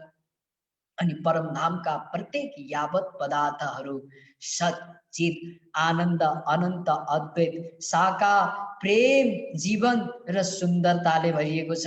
तर संसार असत, जड, दुःख, अन्त, द्वैत, निराकार, मोह, मृत्यु र कुरूपताले भरिएको छ। त सत्य केलाई भन्ने? आउनुहोस् यी 9 वटा रत्नहरूको म संक्षिप्तमा वर्णन गर्छु। सत्य यानी अपरिवर्तनीय, जसको उत्पत्ति पनि हुँदैन, लय पनि हुँदैन, कालत्रयपि समान रूपेण यह तिष्ठति ससत्, जसको तीनै कालमा कुनै पनि परिवर्तन हुँदैन।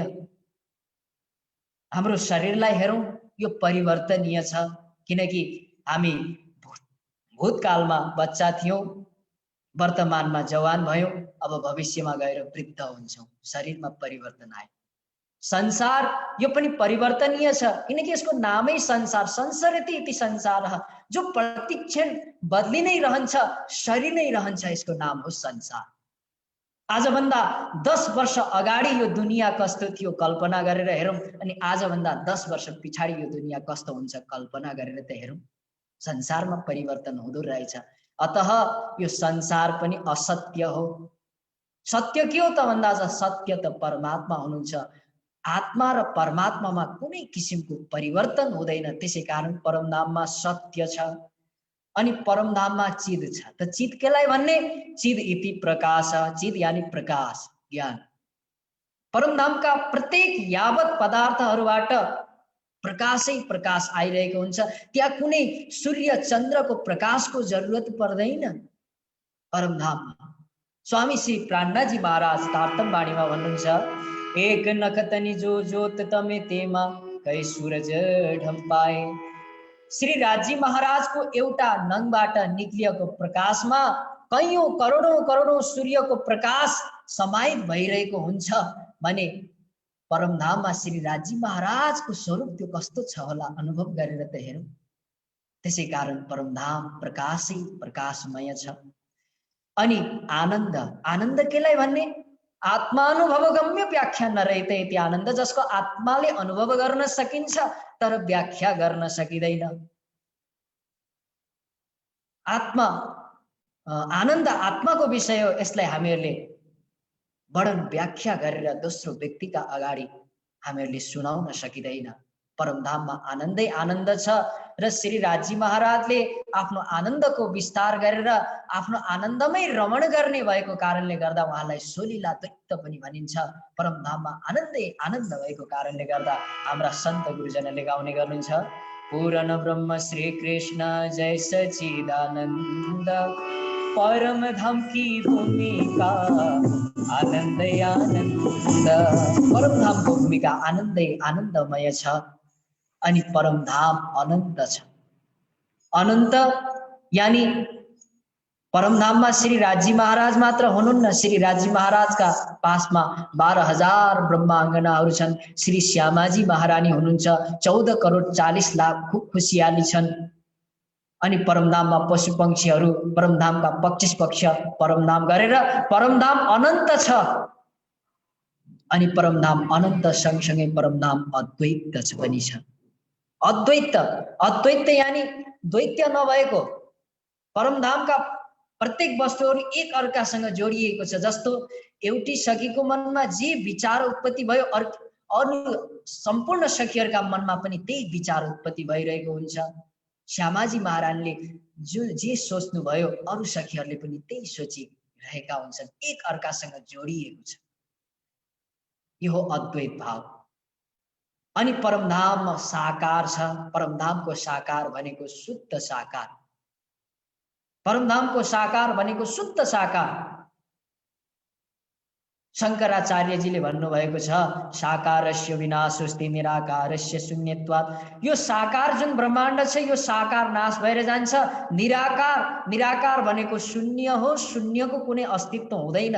आजको यो भौतिक युगमा एउटा युनिभर्सल ट्रुथ, विश्वव्यापी सत्य छ। Something come out of something, nothing come out of nothing. कुनै पनि वस्तुको निर्माण कुनै पनि वस्तुद्वारा नै भएको हुन्छ। अदृश्य वस्तुद्वारा कुनै पनि वस्तुको निर्माण हुँदैन भनेर वैज्ञानिकले पनि साबित गरेको छ। अतः परमात्मा कस्तो हुनुहुन्छ भन्दा परमात्मा साकार पनि हुनुहुन्न, परमात्मा निराकार पनि हुनुहुन्न। यो साकार र निराकारदेखि पर हुनुहुन्छ परमात्मा भनेर शङ्कराचार्यजीले भन्नुभएको थियो। महाप्रभु स्वामी श्री प्राणनाथजी महाराजले यसैलाई अनुमोदन गर्दै भन्नुभयो, परमात्मा शुद्ध साकार हुनुहुन्छ। त्यसै कारण परमधाम शुद्ध साकार छ। अनि परमधाममा प्रेमै प्रेम छ। प्रेमै प्रेम छ। कति प्रेम छ अरे त भन्दा स्वामीजी तारतम वाणीमा वर्णन गर्दै भन्नुहुन्छ, प्रेम रूप मन प्रेम तना, प्रेम साज श्रृंगार, खेल बोरस प्रेम मया, प्रेम आहार विहार, प्रेम आहार विहार। प्रेममै खानु, प्रेममै सुत्नु, प्रेममै लीला गर्नु, प्रेममै क्रीडा गर्नु। परमधाममा प्रेमै प्रेम छ। श्री राजी महाराजले ब्रह्म प्रिया सखीहरूलाई यति प्रेम प्रदान गर्नुहुन्छ कि राजी महाराजले दिनुभएको त्यो प्रेमलाई सखीहरूले लिन सक्दैनन्। उकुस मुकुस भएर आउँछ। त्यसै कारण परमधाममा प्रेमै प्रेम छ। अनि परमधाममा जीवन छ, तर संसारमा त जीवनका पछाडि मृत्यु लागिरहेको हुन्छ। तर परमधामको जीवन नित्य छ। त्यसै कारण स्वामीजी वाणीमा भन्नुहुन्छ, सो कहती हूँ कर कहत सारी जीवन की यह विरत, तुमले जो दृढ कर चित्त अपना जीवन है नित। परमधामको जीवन नित्य छ, शाश्वत छ, सनातन छ, दिव्य छ। अनि परमधाममा सुन्दरता छ। प्रेम जीवन र सुन्दरताले भरिएको छ परमधाम। तर संसारमा त कुरूपता छ। आजको सुन्दरता भोलि कुरूपतामा गएर परिणत हुन्छ। तर परमधाममा त फुलेको फुल समान सुन्दरता छ। त्यहाँ फुल कहिल्यै पनि ओइलाउँदैन र फुलेको फुल समान सखियरको चेहरा, सखियरको अनुहार दिव्य भव्य ऐश्वर्यले भरिएको छ। परमधाममा सुखै सुख छ, आनन्दै आनन्द छ। यति हुँदा हुँदै पनि परमधामका परमात्मा सखीहरू यो संसारमा किन आउनु पर्यो? संसारमा आउनुको प्रयोजन के? हामी यो प्रसङ्ग सुनिरहेका थियौँ। परमधाममा प्रेमै प्रेम छ, सुखै सुख छ, आनन्दै आनन्द छ। यति हुँदा हुँदै पनि ब्रह्मात्मा सखीहरूको यो संसारमा आगमन किन हुन गयो त भन्दा परमधाममा सुन्दर छ, परमधाम सुन्दर छ। तर परमधामको सुन्दरताको अनुभव सखीहरूलाई हुन गयो। परमधाममा सुखै सुख छ, तर सुखको अनुभव हुनका लागि दुःख देखेको हुनुपर्दछ। शान्तिलाई जान्नका लागि अशान्ति देखेको हुनुपर्दछ। ऐश्वर्ययुक्त परमधाममा रहँदा ब्रह्मात्मा सखीहरूलाई ऐश्वर्यताको अनुभवै भएन। परमधाम पूर्ण प्रदेश हो, त्यहाँ कुनै पनि कुराको कमी छैन। तर यो संसार कमीको देश हो, यहाँ धेरै कुराको कमी भइरहेको हुन्छ। त्यो पूर्ण प्रदेशमा रहँदा ब्रह्मात्मा सखीहरूलाई पूर्णताको अनुभवै भएन, किनकि उनीहरूले कमीलाई देखेकै थिएन। परमधाममा जीवनै जीवन छ, तर जीवनको महत्त्व तब मात्र थाहा हुन्छ जब हामी मृत्युलाई देख्दछौँ।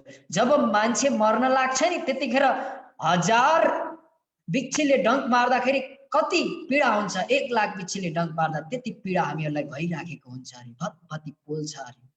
त्यतिखेर उसलाई थाहा हुन्छ कि जिउनुमा कति आनन्द छ भनेर।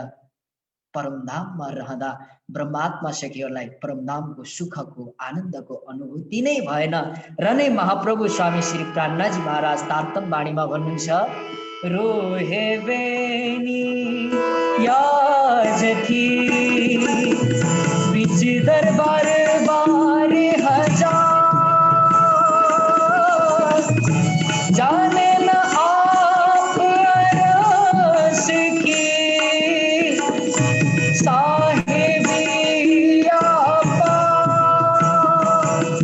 ब्रह्मात्मा सखीहरू अनजान थिए, त्यसै कारणले गर्दा त उनीहरूले परमधामको साहेबीलाई जान्न सकेनन्, बुझ्न सकेनन्।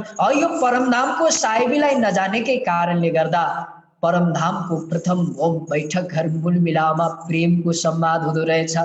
प्रेमको संवादमा सखीहरूले श्रीराजी महाराजलाई भन्दा रहेछन्, हे धनी, हजुरको प्रेम भन्दा त हाम्रो प्रेम अधिक छ, किनकि हजुर एक्लो हुनुहुन्छ, हामी 12,000 छौँ। यदि हामी 12,000ले गरेको प्रेमलाई जोड्ने हो भने त हजुरले भन्दा हामीले हजुरलाई धेरै प्रेम गर्दा रहेछ। श्रीराजी महाराज मुस्कुराउँदै भन्नुहुन्छ, हे सखीहरू हो, तिमीहरूको प्रेम भन्दा त मेरो प्रेम नै अधिक छ, किनकि तिमीहरू 12,000 छौ।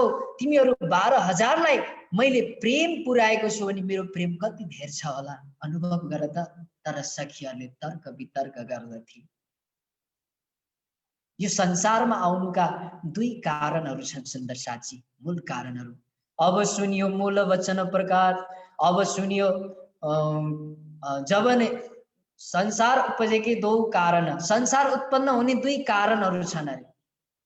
र ती 2 कारणहरू के हुन् त भन्दा अक्षरातीत परमधाममा श्री राजी महाराजले आफ्ना ब्रह्मात्मा सखीहरूका साथमा विभिन्न किसिमका आनन्दमय अन्तरङ्गीय विलास एवं विहार लीला गर्नुहुन्छ। र रङ्गमहल भित्र श्री राजी महाराजले जुन लीला गर्नुहुन्छ त्यसलाई विहार लीला भनिन्छ। रङ्गमहलदेखि बाहिर 25 पक्षमा राजी महाराजले सखीहरूका साथमा जुन लीला गर्नुहुन्छ त्यसलाई विलास लीला भनिन्छ। अब यसरी लीला गर्ने क्रममा श्री राजी महाराजले सखीहरूलाई क्रीडाका लागि विभिन्न स्थानहरूमा लिएर जानु हुँदो रहेछ। यसै अनुरूप आज पनि श्री राजी महाराजले सखीहरूलाई कुञ्ज निकुञ्ज वनको रेतीमा लगेर जानुभएछ। यो कुञ्ज निकुञ्ज वनको रेती कहाँ छ त भन्दा जमुना नदीका किनारमा एउटा कुञ्ज निकुञ्ज नाम गरेको वन छ। र त्यसै कुञ्ज निकुञ्ज नाम गरेको वनको एउटा कुनामा एउटा कुञ्ज निकुञ्ज नाम गरेको वनको एउटा कुनामा बालुवाको मैदान छ। त्यसै बालुवाको मैदानलाई कुञ्ज निकुञ्ज वनको रेती भनिन्छ। अब त्यो बालुवा कस्तो छ त भन्दा यति नरम छ, अरे त्यहाँ टेक्दाखेरि एक हात गर्छ अनि उड्दाखेरि एक हात उड्दछ। त्यस्तो खालको बालुवाको मैदानमा लगेर राजी महाराजले सखीहरूलाई भन्नुभएछ, हे सखीहरू आओ आज हामी एउटा नयाँ खेल खेलौँ। कस्तो नयाँ खेल प्रभु भन्दा आज हामीहरू यो बालुवाको मैदानमा कुदी कुदी खेल्ने खेल खेलौँ, तर एउटा शर्तमा खेलौँ, जसले जसलाई छुन्छ त्यसको अधीनमा रहनु पर्दछ भनेर राजी महाराजले भनिसकेपछि अब खेल प्रारम्भ भयो। हामीहरू बिहान शिव पूजामा गाउने गरेका हुन्छौँ, कुंज बन की रेत में चलो पिया दौड़िए जाए, जो जाको सुई लेते हैं सोता के हाथ बिकाए, माया बालाजी चलो जमुना जलजीले। यसै कुञ्जवनको रेतीमा अब सबैजनाले दौडन थाल्नु भएछ। कोही पूर्व कुद्न लागेछन्, कोही पश्चिम कुद्न लागेछन्, कोही उत्तर, कोही दक्षिण। यसरी कुदिरहेको बेलामा श्री राजी महाराज पनि कुदिरहनु भएको थियो। श्यामाजी महारानी अत्यन्तै लजालु स्वभावको हुनुहुन्छ अरे। श्यामाजी महारानी पनि घुमघट ओढेर राजी महाराजको पिछाडी पिछाडी कुद्दै हुनुहुन्थ्यो। इन्द्रावती सखी पनि कुदिरहनु भएको थियो। त्यतिखेर अचानक श्री राजी महाराजको गलामा भएको जुन पछ्यौरी हो त्यो पछ्यौरी उडेछ र त्यो उडेको पछ्यौरीलाई इन्द्रावती सखीले च्याप्प समातेर आफूतिर तान्दा श्री राजी महाराजको दौडदै गरेको वेगमा अवरोध भई श्री राजी महाराज उत्तानोमुखी लड्नु भएछ। त्यतिखेर सबै सखीहरू एकट्ठ भएर भेला भएर दौडिँदै आएर श्री राजी महाराज माथि झुम्मिँदै भनेछन्, हे धनी हामीले जित्यौं, हामीले जित्यौं, हामीले जित्यौं। त्यतिखेर धनीले विचार गर्नुभयो, राज्यले विचार गर्नुभयो कि यी ब्रह्मात्मा सखीहरू प्रेमका अधिकताका कारणले गर्दा यिनीहरूले मेरो प्रेमलाई जान्न सकेनन्, मेरो प्रेमलाई बुझ्न सकेनन् भने अब यिनीहरूलाई मैले अवगत गराउनु पर्दछ, दुःख देखाउनु पर्दछ भनेर श्री राजी महाराजले दिलमा लिनुभएछ। भौ सखीहरू तिमीहरूले नै जित्यौ भनेर राजी महाराजले भन्नुभयो। जुन परमधाम छ, परमधामको मध्य भागमा जमुना नदी बगेकी छन्। जमुना नदीदेखि पारी श्री राजी महाराज रहनुहुन्छ भने जमुनादेखि बारी अक्षरधाम छ। त्यसै अक्षरधाममा अक्षर ब्रह्म रहनुहुन्छ। यी अक्षर ब्रह्म को हुनुहुन्छ त भन्दा अक्षर ब्रह्म श्री राजी महाराजकै बाल स्वरूप हुनुहुन्छ। श्री राजी महाराजले किशोर लीला गर्नुहुन्छ भने अक्षर ब्रह्मले बाल लीला गर्नुहुन्छ। त्यसै कारण उपनिषदमा भनिएको छ अक्षरात् सम्भवति विश्व। अक्षर ब्रह्मले विश्व ब्रह्माण्डको उत्पत्ति गर्नुहुन्छ र लय गर्नुहुन्छ। यस्ता अक्षर ब्रह्म श्री राजी महाराजको दर्शन गर्नका लागि हुन त परमधाममा समय छैन, कालातीत भूमि हो, तर हाम्रा सन्त गुरुजनहरूले हामीहरूलाई सम्झाउनका लागि समयमा आबद्ध गर्नुभएको छ। करिब करिब 9 बजेको समयमा अक्षर ब्रह्म श्री राजी महाराजको दर्शन गर्नका लागि बटको पुल तरेर चाँदनी चोकमा गएर उत्तराभिमुख फर्किनु भएको श्री राजी महाराजको दर्शन गरेर फर्किनु हुँदो रहेछ। र प्रातः श्री राजी महाराज पाँचमी भम रंग परवाली मन्दिरबाट उठेर 12,000 ब्रह्म सृष्टि अनि श्यामाजी महारानीलाई लिएर तीसरी भूमको पडसालमा आउनुहुन्छ।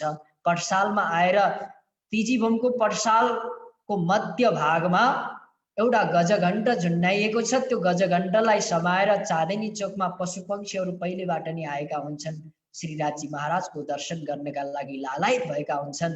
र त्यो गजघण्ट समाएर श्री राजी महाराजले सम्पूर्ण पशुपक्षीहरूलाई दर्शन दिएर आँखाबाट नेत्रबाट अमृत सिंचन गरिदिनुहुन्छ र सम्पूर्ण पशुपक्षीहरू त्यो अमृत सिंचनले तृप्त भई धनीको गुणलाई गाउँदै गाउँदै कसैले पिउ पिउ तुई तुई धनी धनी भन्दै भन्दै आफ्ना आफ्ना आफू क्रीडा गर्नका लागि आफ्ना आफ्ना स्थानतिर लाग्दछन्।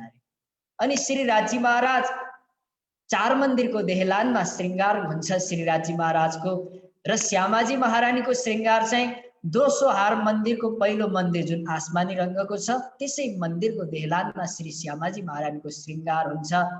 4 सखिया सिनकर करावे श्री श्यामाजी धनीजी के पास आवे।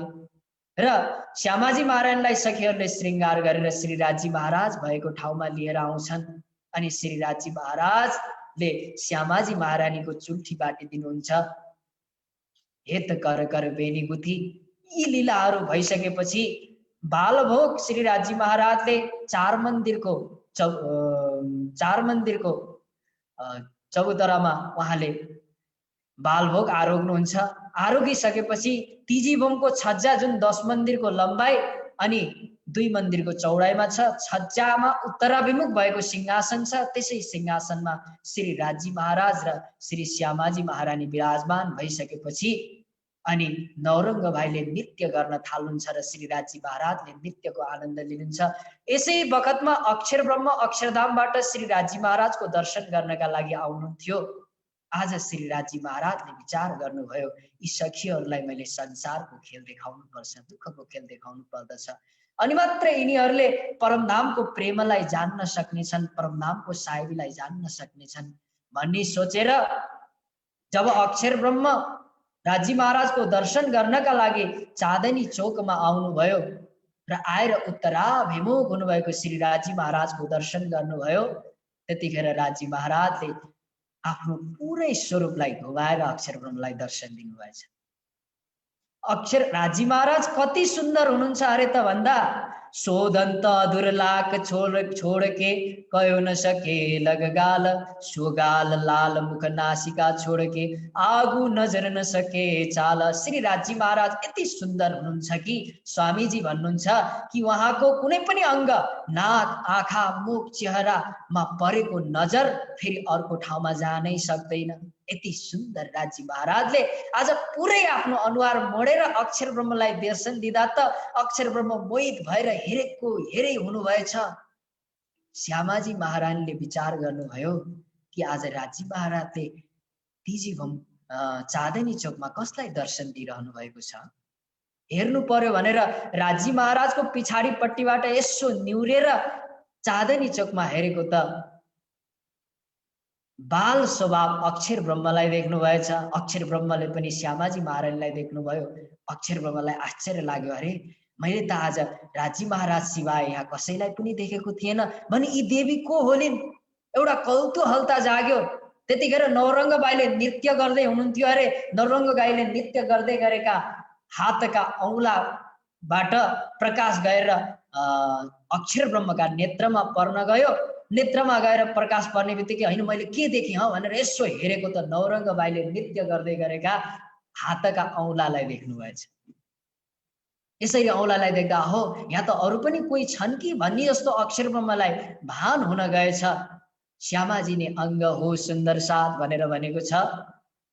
अब रङ्गम तिजीभोमको पटसालमा भएका सम्पूर्ण सखीहरूले आएर त्यो तिजीभोमको पटसाल रेलिङबाट तल चाँदनी चोकमा भएका अक्षर ब्रह्मको दर्शन गर्न लागे। यता अक्षर ब्रह्मले पनि सखीहरूको दर्शन गर्नुभयो। त्यतिखेर अक्षर ब्रह्मको मनमा इच्छा उत्पत्ति भएछ, हे धनी मैले त हजुरलाई मात्र देखेको थिएँ, तर हजुर त यत्रा सखीहरूको साथमा हुनुहुँदो रहेछ भने हजुरले यी सखीहरूका साथमा यो रङ्गमहलभित्र के लीला गर्नुहुन्छ, त्यो लीलाको दर्शन गर्न पाएको भए पनि त हुन्थ्यो भन्ने अक्षर ब्रह्मको मनमा इच्छा उत्पत्ति भयो। र सखीहरूले पनि अक्षर ब्रह्मको दर्शन गरे। सखीहरूलाई लागेछ यी पुरुष को होलान्, किनकि राजी महाराज सिवाय उनीहरूले कुनै दोस्रो पुरुषलाई देखेकै थिएनन् भने यी पुरुष को होलान्, यिनले के लीला गर्छन् होला भन्ने सखीहरूको मनमा पनि लाग्यो। स्वामीजी तारतम बाणीमा भन्नुहुन्छ, पहले लय हके दिल में ता पीछे आए माहिनुर, ता पीछे हादी रुहन में यो कर हुआ जोर। सबैभन्दा पहिले यी सखीहरूलाई खेल देखाउनु पर्यो भनेर राजी महाराजले दिलमा लिनुभयो र राजी महाराजको किशोर लीला हेर्ने इच्छाको चाहना अक्षर ब्रह्मलाई हुन गयो र श्यामाजी महारानीलाई पनि अक्षर ब्रह्मको बाल लीला हेर्ने इच्छा हुन गयो र त्यही इच्छा सम्पूर्ण 12,000 ब्रह्म सृष्टिहरूमा बढेर गयो भनेर स्वामी श्री प्राणनाथजी महाराजले तारतम बाणीमा भन्नुहुन्छ। अब यता अक्षर ब्रह्म त राजी महाराजको दर्शन गरेर मनमा कुरा खेलाउँदै खेलाउँदै खेलको पुल हुँदै अक्षरधामतिर जानुभयो। तर यता तिजीभोमको पटसालमा सखीहरूले श्री राजी महाराजलाई प्रश्न गर्न लागे, हे धनी अहिले भर्खर हजुरको दर्शन गरेर जाँदै गरेका यी पुरुषको यिनले के लीला गर्छन्? राजी महाराजले मुस्कुराउँदै भन्नुभएछ, हे सखीहरू हो, यी मेरै बाल स्वरूप हुन्। स्वरूप एकै लीला दुई, यिनले बाल लीला गर्छन्, म किशोर लीला गर्छु, फरक यति नै हो। बाल लीला गर्दा यिनले बनाउने मेटाउने काम गर्छन् भन्दा सखीहरूलाई आश्चर्य लागेछ। बनाउने मेटाउने, परमधाममा त केही बनाउनु पनि पर्दैन, मेटाउनु पनि पर्दैन, यो बनाउनु मेटाउनु भनेको आखिर के हो? धनीले भन्नुभएछ, हे सखीहरू हो, यो बनाउनु मेटाउनु भनेको यो संसार नश्वर जगतको लीला हो, यो दुःखको खेल हो। भनौँ भने यो खेल हेर्नको लायकको छैन। त्यतिखेर सखीहरूको मनमा कौतूहलता जागेछ, हामीले हेर्नै नहुने लायक नभएको यो खेल चाहिँ कस्तो होला, यसको दर्शन चाहिँ हामीले गर्नै पर्छ भन्ने सखीहरूको मनमा लाग्यो र बार बार तर्क वितर्कहरू गर्न लागेछन्। प्रिया शृणुतमे वाक्यम सावधानेन चेतसा, न यूयं दर्शनं योग्य नित्यानन्दापदे स्थिता। श्री राजी महाराजले सखीहरूलाई सम्झाउँदै भन्नुभएछ, हे सखीहरू हो, तिमीहरू सावधान भएर सुन। जुन लीला हेर्नका लागि तिमीहरू बार बार जिद्दी गरिरहेका छौ, यो लीला हेर्न योग्य छैन। नयम दर्शनम योग्य, यो लीला हेर्न लायकको छैन। किनकि यो लीलामा यदि तिमीहरू गयौ भने नित्यानन्द पदेस्थिता, तिमीहरूले यो परमधामलाई नै बिर्सिनेछौ, यो परमधामको नित्य लीलालाई नै बिर्सिनेछौ, आफूले आफूलाई बिर्सिनेछौ। यति मात्र होइन, दुःखानुभव एवास्ति न सुखैश्च कदाचन, विस्मरिस्तु क्रिया तत्र किं मन्यतु वदामि भो। दुःखानुभव एवास्ति, यो नश्वर जगतमा गयो भने तिमीहरूलाई दुःखै दुःख हुनेछ, कहिले पनि तिमीहरूलाई सुख हुने छैन। अनि संसारमै गएर तिमीहरू भुल्नेछौ। आग पानी पूजोगे या सुरत बनाए पत्थर, तिमीहरू संसारमै गएर संसारलाई नै घर बनाएर बस्नेछौ अनि संसारकै देवी देवताहरूलाई नै पूजा गर्नेछौ। पत्थर बनाएर पत्थरको पूजा गर्दै भन्नेछौ कि यिनै हाम्रा भगवान हुन्, यही कुलमा हाम्रो जन्म भएको हो, यही नै हाम्रो पितृ धर्म हो भनेर तिमीहरूले ढुङ्गा पत्थरलाई पूज्नेछौ। लीला क्रीडा रसानन्द पाषाणाम पूजयिष्यथः, तिमीहरू परमधामको विस्मरण रहने छैन, सब कुछ बिर्सिने छौ भनेर श्री राजी महाराजले सम्झाउँदा सखीहरूले भनेछन्, हे धनी, हजुर यो के भन्दै हुनुहुन्छ? हजुर त हाम्रो आत्माको मालिक प्राण वल्लभ हुनुहुन्छ। आफ्नो आत्माको मालिक प्राण वल्लभलाई पनि हामी कसरी भुल्न सक्छौं? यो हुनै सक्दैन। जैसा साहेब कहत हो ऐसी कबू हमसे न होए, 100 बार देखो अजमाए के ऐसा मोमिन न करे कोई। हे धनी, यो कदापि हुनै सक्दैन। हजुर यदि हाम्रो 100 पल्टसम्म हजुर हाम्रो परीक्षा गरेर हेर्नुहोस्, अजमाएर हेर्नुहोस्, हामी ब्रह्म सृष्टिहरूले हजुरलाई कदापि भुल्न सक्दैनौं। हजुर त हाम्रो प्राणको नाथलाई हामी कसरी भुल्न सक्छौं?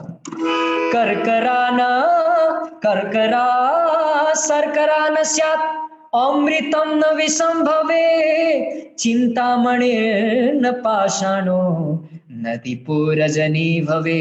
हे धनी, जसरी चिनी कहिले बलुवा हुन सक्दैन, सर्करा कर्करा न स्यात्, अमृतम न विसंभवेत, अमृत कहिले विष हुन सक्दैन, पारसमणि कहिले पत्थर हुन सक्दैन, दीप कहिले अन्धकार हुन सक्दैन, त्यसरी नै हामी ब्रह्म सृष्टिहरूले हजुरलाई कदापि भुल्न सक्दैनौं। हजुर हामीलाई यो लीला देखाएर त हेर्नुहोस्। श्री राजी महाराजले बाहिरबाट त मना गरिराख्नु भएको छ, तर भित्रबाट प्रेरणा प्रदान गरिराख्नु भएको छ। हे सखीहरू हो, तिमीहरूले यो लीला हेर्नु नै पर्दछ। यो लीलालाई तिमीहरूले हेर्यौ भने मात्र तिमीहरूले परमधामको साहेबीलाई जान्न सक्दछौ, परमधामको सुख आनन्दको तिमीलाई अनुभव हुन सक्दछ भनेर श्री राजी महाराजले हामीहरूलाई भित्रबाट प्रेरणा प्रदान गरिराख्नु भएको छ। यसरी तिजी भोमको पटसालमा वार्तालाप भइरहेको थियो। सैया केतिक वन में जावे, साक पान में वा सब ल्यावे भनेर हामी सेवा पूजामा भनिराखेका हुन्छौं। त्यतिखेर तिजी भोमको पटसालमा परमधाममा 40 युद्ध सखीहरू छन्। 40 युद्ध सखीहरूमा 5 युद्ध सखीहरू त्यहाँ थिएनन्। कहाँ गएका थिए त भन्दा सैया केतिक वन में जावे, केही सखीहरू वनमा साग पात पानका बिडाहरू लिन गएका थिए भने केही सखीहरू तल रसोईको चोक प्रथम भोममा रसोई बनाउनमा लागेका थिए। यसरी वार्तालाप भइरहेको थियो। जब सागपात लिन गएका, पानका बिडा लिन गएका सखीहरू जब वनबाट फर्केर आए, दोपहरको समयमा श्री राजी महाराजले भोग आरोग्नु भयो। दोपहरको भोग आरोगिसकेपछि सम्पूर्ण सखीहरूलाई पानका बिडा प्रदान गरेर श्री राजी महाराज नीलो न पीलो बिचको रङ्गको मन्दिरमा शयन गर्नुहुन्छ। अनि सम्पूर्ण सखीहरू प्रथम भोममा आएर रसोईको आनन्द लिँदै लिँदै वनमा क्रीडा गर्नका लागि जान्छन्। सधैँ जुत्त भएर क्रीडाहरू गर्दथे, तर आज सम्पूर्ण सखीहरू भेला भएर तिनै अक्षर ब्रह्मको बारेमा कुरा गरेछन्। हे सखी, तिमीलाई थाहा छ आज एकजना पुरुष आएका थिए, ती पुरुषले त बाललीला गर्छन् अरे, त्यो लीला त हेर्न योग्य पो छैन अरे त श्री राजी महाराजले भन्नुभएको भनेर यसरी जुन सखीहरू सागपात लिन वनमा गएका थिए ती सखीहरूलाई पनि उनीहरूले ती कुराहरू सुनाउन लागेछ। र आज सधैँ घडी 4 खेल तित करे, 4 घडी व्यक्त भएपछि सखीहरू फर्केर आउँथे। नीलो न पीलो बिचको रङ्गको मन्दिरमा आउने बित्तिकै दरवाजा खुल्दथ्यो, तर आज छिटै आएछन्। छिटै आएर उभिने बित्तिकै दरवाजा खुल्यो। दरवाजा खुल्ने बित्तिकै श्री राजी महाराज शयन गर्नुभएको थियो। उठ्नुभयो, उठेर सखीहरूलाई भन्नुभयो, हे सखीहरू, तिमीहरू आज त छिटै आयो। त्यतिखेर राजी महाराजले फेरि भन्नुभएछ, हे सखीहरू, हो आज तिमीहरू कुन घाटमा स्नान गर्न जाने भन्दा सखीहरू पहिल्यै सल्लाह गरेर आएका थिए। हे धनी, आज हामी दुःखको घाटमा स्नान गर्न जाने भनेर सखीहरूले भनेपछि करिब साँझ 4 बजेको समय थियो होला। त्यतिखेर राजी महाराजले सम्पूर्ण सखीहरूलाई लिएर प्रथम मूल मिलावमा लिएर आउनुभयो। बिचमा कञ्चन रङ्गको सिंहासनमा श्री राजी र श्री श्यामाजी महारानी विराजमान भइसकेपछि सम्पूर्ण 12,000 सखीहरू वरिपरिबाट श्री राजी महाराजलाई घेरा हालेर त्यहाँ बसिसकेपछि श्री राजी महाराजले त्यतिखेर अन्तिम पल्ट सम्झाउँदै भन्नुभएछ, हे सखीहरू, हो तिमीहरूलाई म फेरि पनि भन्दैछु, यो लीला हेर्न योग्य छैन।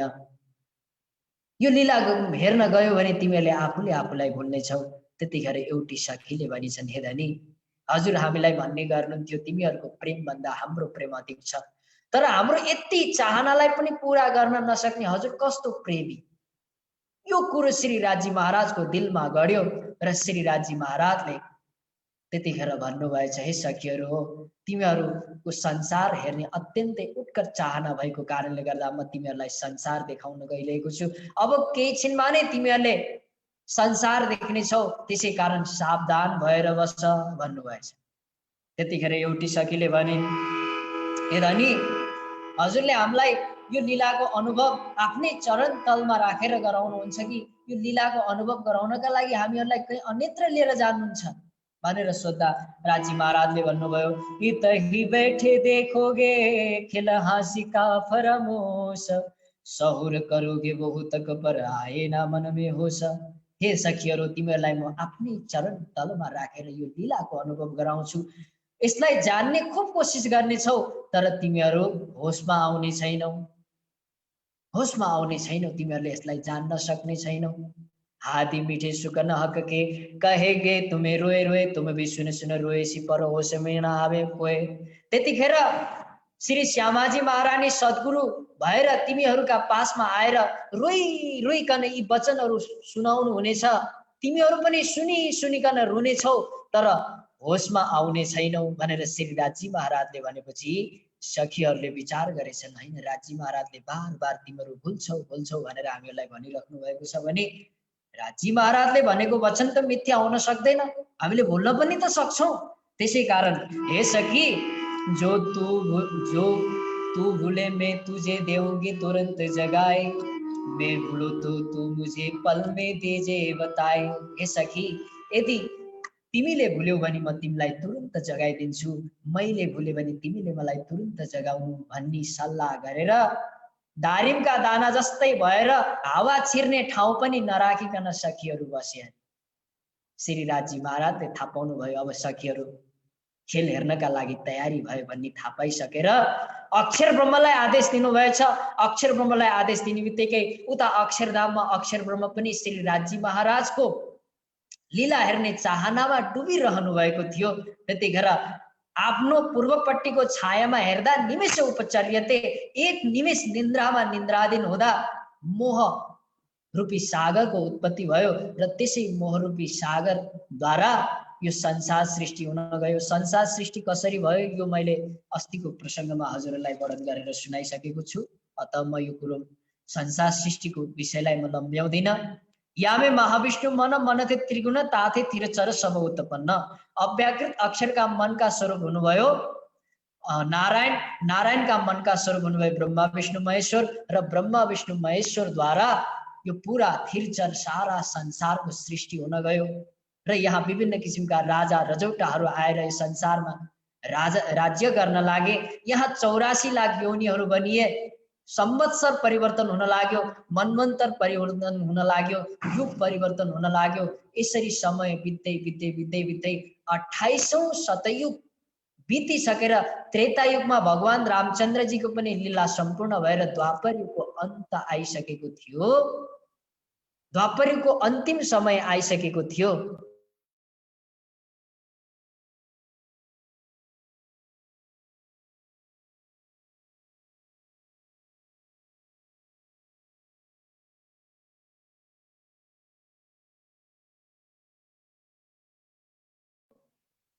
अब तिमीहरू संसार हेर्न जाँदैछौ र संसारमा गएर तिमीहरूले मलाई नभुल्नु ल भनेर अलस्त वे रब्ब कुम्म भनेर श्री राजी महाराजले यसो हात उठाइदिनु मात्र भएको थियो। सम्पूर्ण सखीहरूलाई सतको आवरणले छोपिदिनु भयो। सतको आवरण पर्ने बित्तिकै सखीहरूको स्मरण हरायो। जो निदमे देखे सुपन त्यो उपजे ब्रजवधु जन। निन्द्रामा स्वप्न देखे जस्तै परमधामबाट सखीहरूको सुरता निक्लिएर आएर ब्रजमण्डलका पवित्र गोपीहरूका तनमा प्रविष्ट भयो। गोपीहरू त पहिलेबाट नै थिए, तर सुरता आएर प्रवेश हुने बित्तिकै उपजतै मन आशा घनी हम कब मिलसी अपने धनी। सुरता आएर प्रवेश हुने बित्तिकै झस्याङ्ग भएछन्। एउटा आशा मनमा उत्पत्ति भएछ, हाम्रा धनी कहाँ हुनुहुन्छ, हामी धनीसँग कहिले मिल्दछौँ होला, कहिले हाम्रो धनीसँग भेट हुन्छ होला भन्ने एउटा आशा उत्पत्ति भयो। त्यतिखेरै गोपले ए गोपी भनेर बोलाउँदा झस्याङ्ग भएछन्। यसो हेर्दाखेरि त घरहरू पनि अलग अलग छन्, सासु ससुरा छन् अनि पति छन् भने गोपी यी जुन गोपले गोपी भनेर बोलाएका छन् यिनीहरू नै हाम्रा पति रहेछन् भनेर ती गोपलाई नै आफ्ना पति सम्झेर परमधामलाई बिर्सिएर सखीहरू अब यो संसारमा रहन लागे। अब यी सखीहरूलाई दुःखको खेल देखाउनका लागि श्री राजी महाराज पहिले नै आइसक्नु भएको थियो भनेर स्वामी श्री प्राणनाथजी महाराजले तारतम वाणीमा भन्नुभएको छ। हमको खेल देखाउने काज हमसे पहले आए श्री राज। हामीलाई दुःखको खेल देखाउनका लागि श्री राजी महाराज पहिले नै आइसक्नु भएको थियो। र कहाँ आउनु भएको थियो, कसरी आउनु भएको थियो, यो सुन्दर बडा सुन्दर प्रसङ्ग छ। यो प्रसङ्गलाई म भोलि संक्षिप्त रूपमा हजुरलाई वर्णन गरेर सुनाउने छु। र आजको समय पनि निकै भएको छ, निकै समय भएको छ र समय धेरै लिएकोमा म क्षमा प्रार्थी छु। आज मैले हजुरलाई परमधामको बारेमा हुन त संक्षिप्त रूपमा वर्णन गरेर सुनाउ भन्दा भन्दै पनि अलिकति समय बेसी हुन गयो, यसको लागि क्षमा माग्दै आजको प्रसङ्गलाई म यही विराम दिन्छु जय जयकारको साथमा। र भोलि हामी संक्षिप्त रूपमा ब्रज रास अनि जागनीको प्रसङ्गलाई संक्षिप्त रूपमा म हजुरहरू समक्ष प्रस्तुत गर्ने प्रयास गर्नेछु। श्री कृष्णजीका त्रिधा लीलाको भेद अनि रासका त्रिधा लीलाको भेद म भोलि हजुरलाई बताउने छु। श्री कृष्ण प्रणामी धर्मका प्रत्येक अनुयायीहरूले यो जान्न आवश्यक छ। अतः सबैजना समयमै उपस्थित भएर यसको लाभ लिनुहुनेछ। यिनै भाव व्यक्त गर्दै आउनुहोस् जय जयकारको साथमा मेरो वाणीलाई म यही विराम दिन्छु। बोलिए कृष्ण कन्हैया लाल की जय, सद्गुरु महाराज की जय, श्री प्राणनाथ प्यारे की जय। प्रणाम सुंदर साजी, प्रणाम।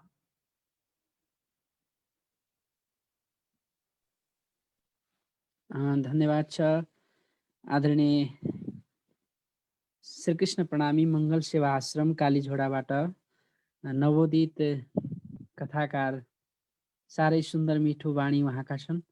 आदरणीय ध्रुवराज शास्त्रीज्यू धेरै धेरै आभार प्रकट गर्न चाहन्छौँ कि परमधामको यो आन्तरिक लीला जुन पूर्ण ब्रह्म परमात्माले संसार यो शरीरमा आउनुभन्दा पहिला हामीले परमधाममा कस्तो प्रकारको लीला थियो, कस्तो प्रकारको प्रेम संवाद भयो भन्ने विषय यो खेलको महाकारणलाई आज हामीले सुन्न पायौँ। साह्रै आनन्द लागिरहेको छ र फेरि हामी पुनः भोलि पनि हजुरको मुखारविन्दबाट प्रवचन हामी सुन्नेछौँ। धेरै धेरै आभार प्रकट गर्न चाहन्छौँ। ठिकै छ, प्रसङ्गले गर्दाखेरि समय लामो लागे तापनि हामी सबैजना मग्न भएर सुनिरहेका छौँ। आनन्द आइरहेको छ सबै सुन्दर साथीहरूलाई। र सुन्दर साथी, अब म पुनः भजनलाई जोड्न चाहन्छु, एक दुईवटा भजनलाई छोड्न चाहन्छु।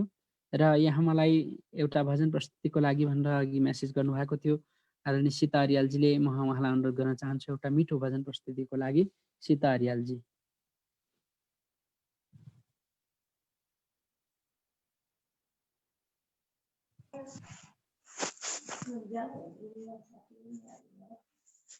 श्री कृष्ण कन्हैया लाल की जय, प्राणनाथ प्यारे की जय। प्रणाम।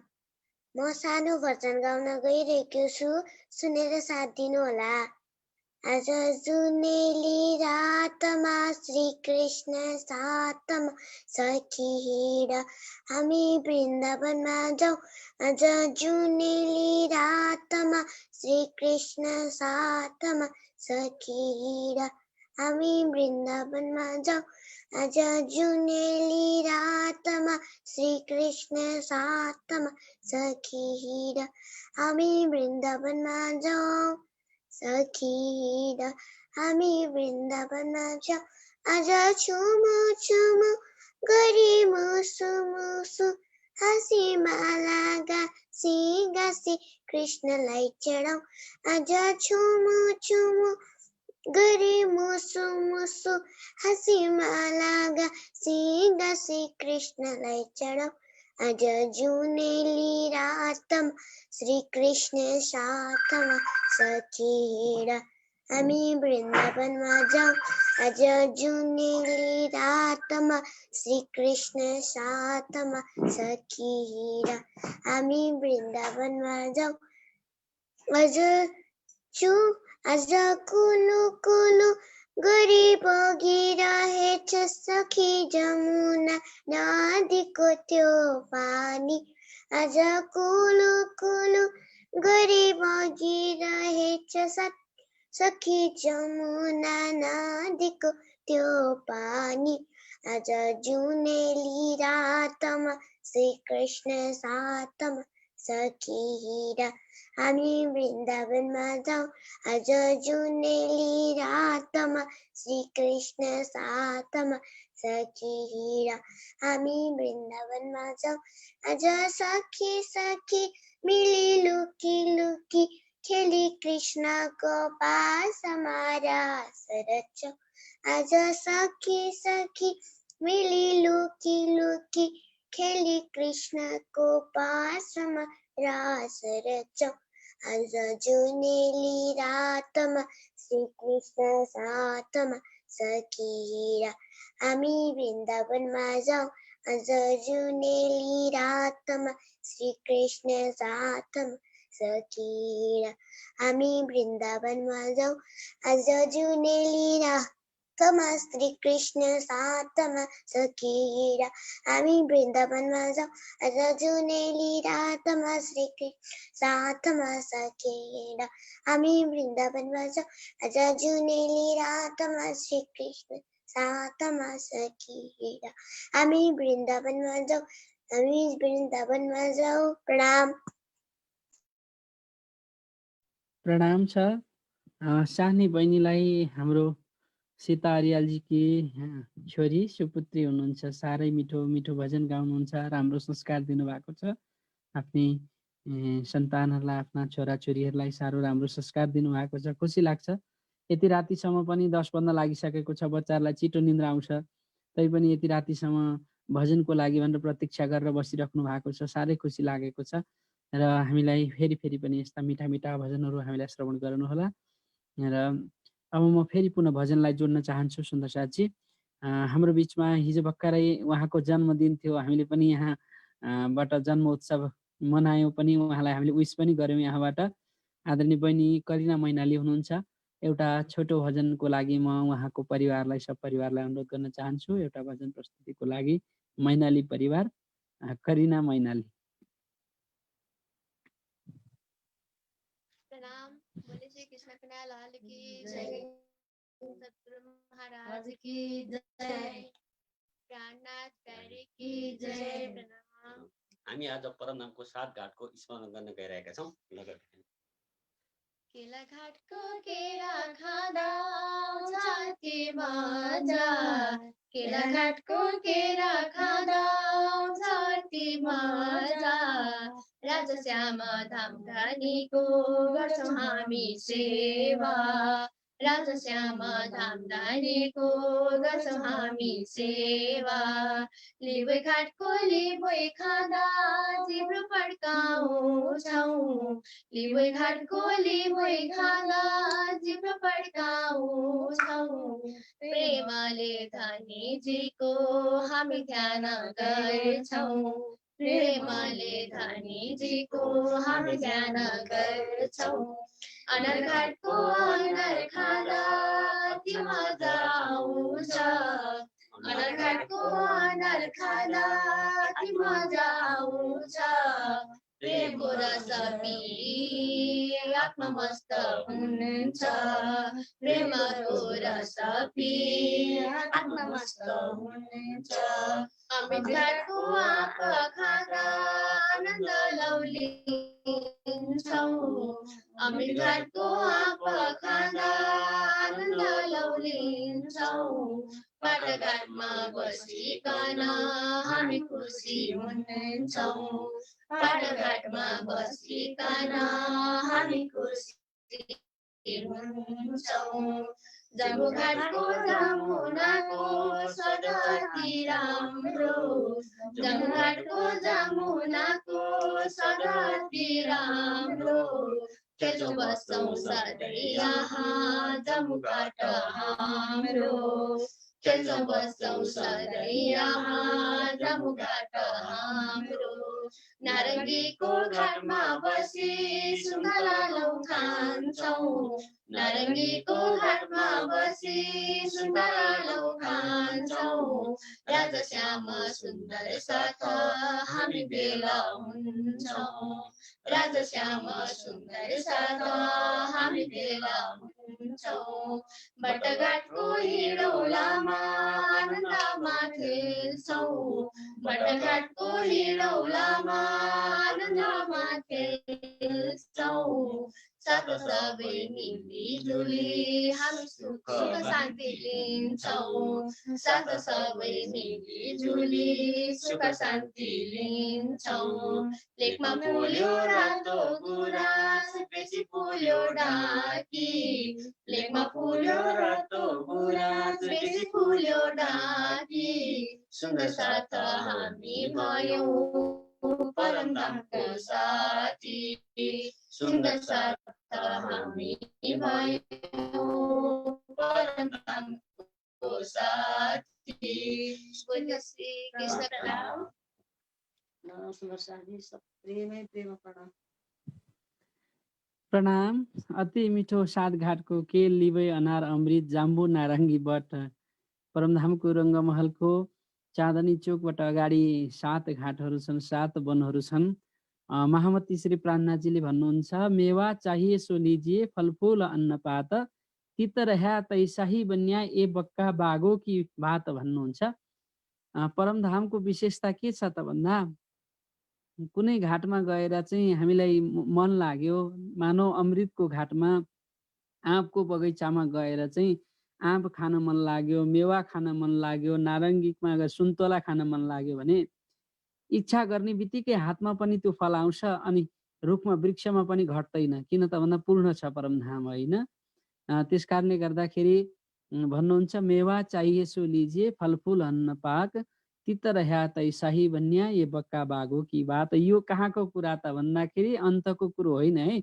हामी त फल लागेको टिप्यौँ भने त कमी हुन्छ यहाँ त, होइन? तर परमधाममा त जति खाए पनि, जति टिपे पनि, जति जे इच्छा गरे पनि, हेर्नुहोस् त कस्तो पूर्ण परमधाम छ, आनन्दको भूमि छ।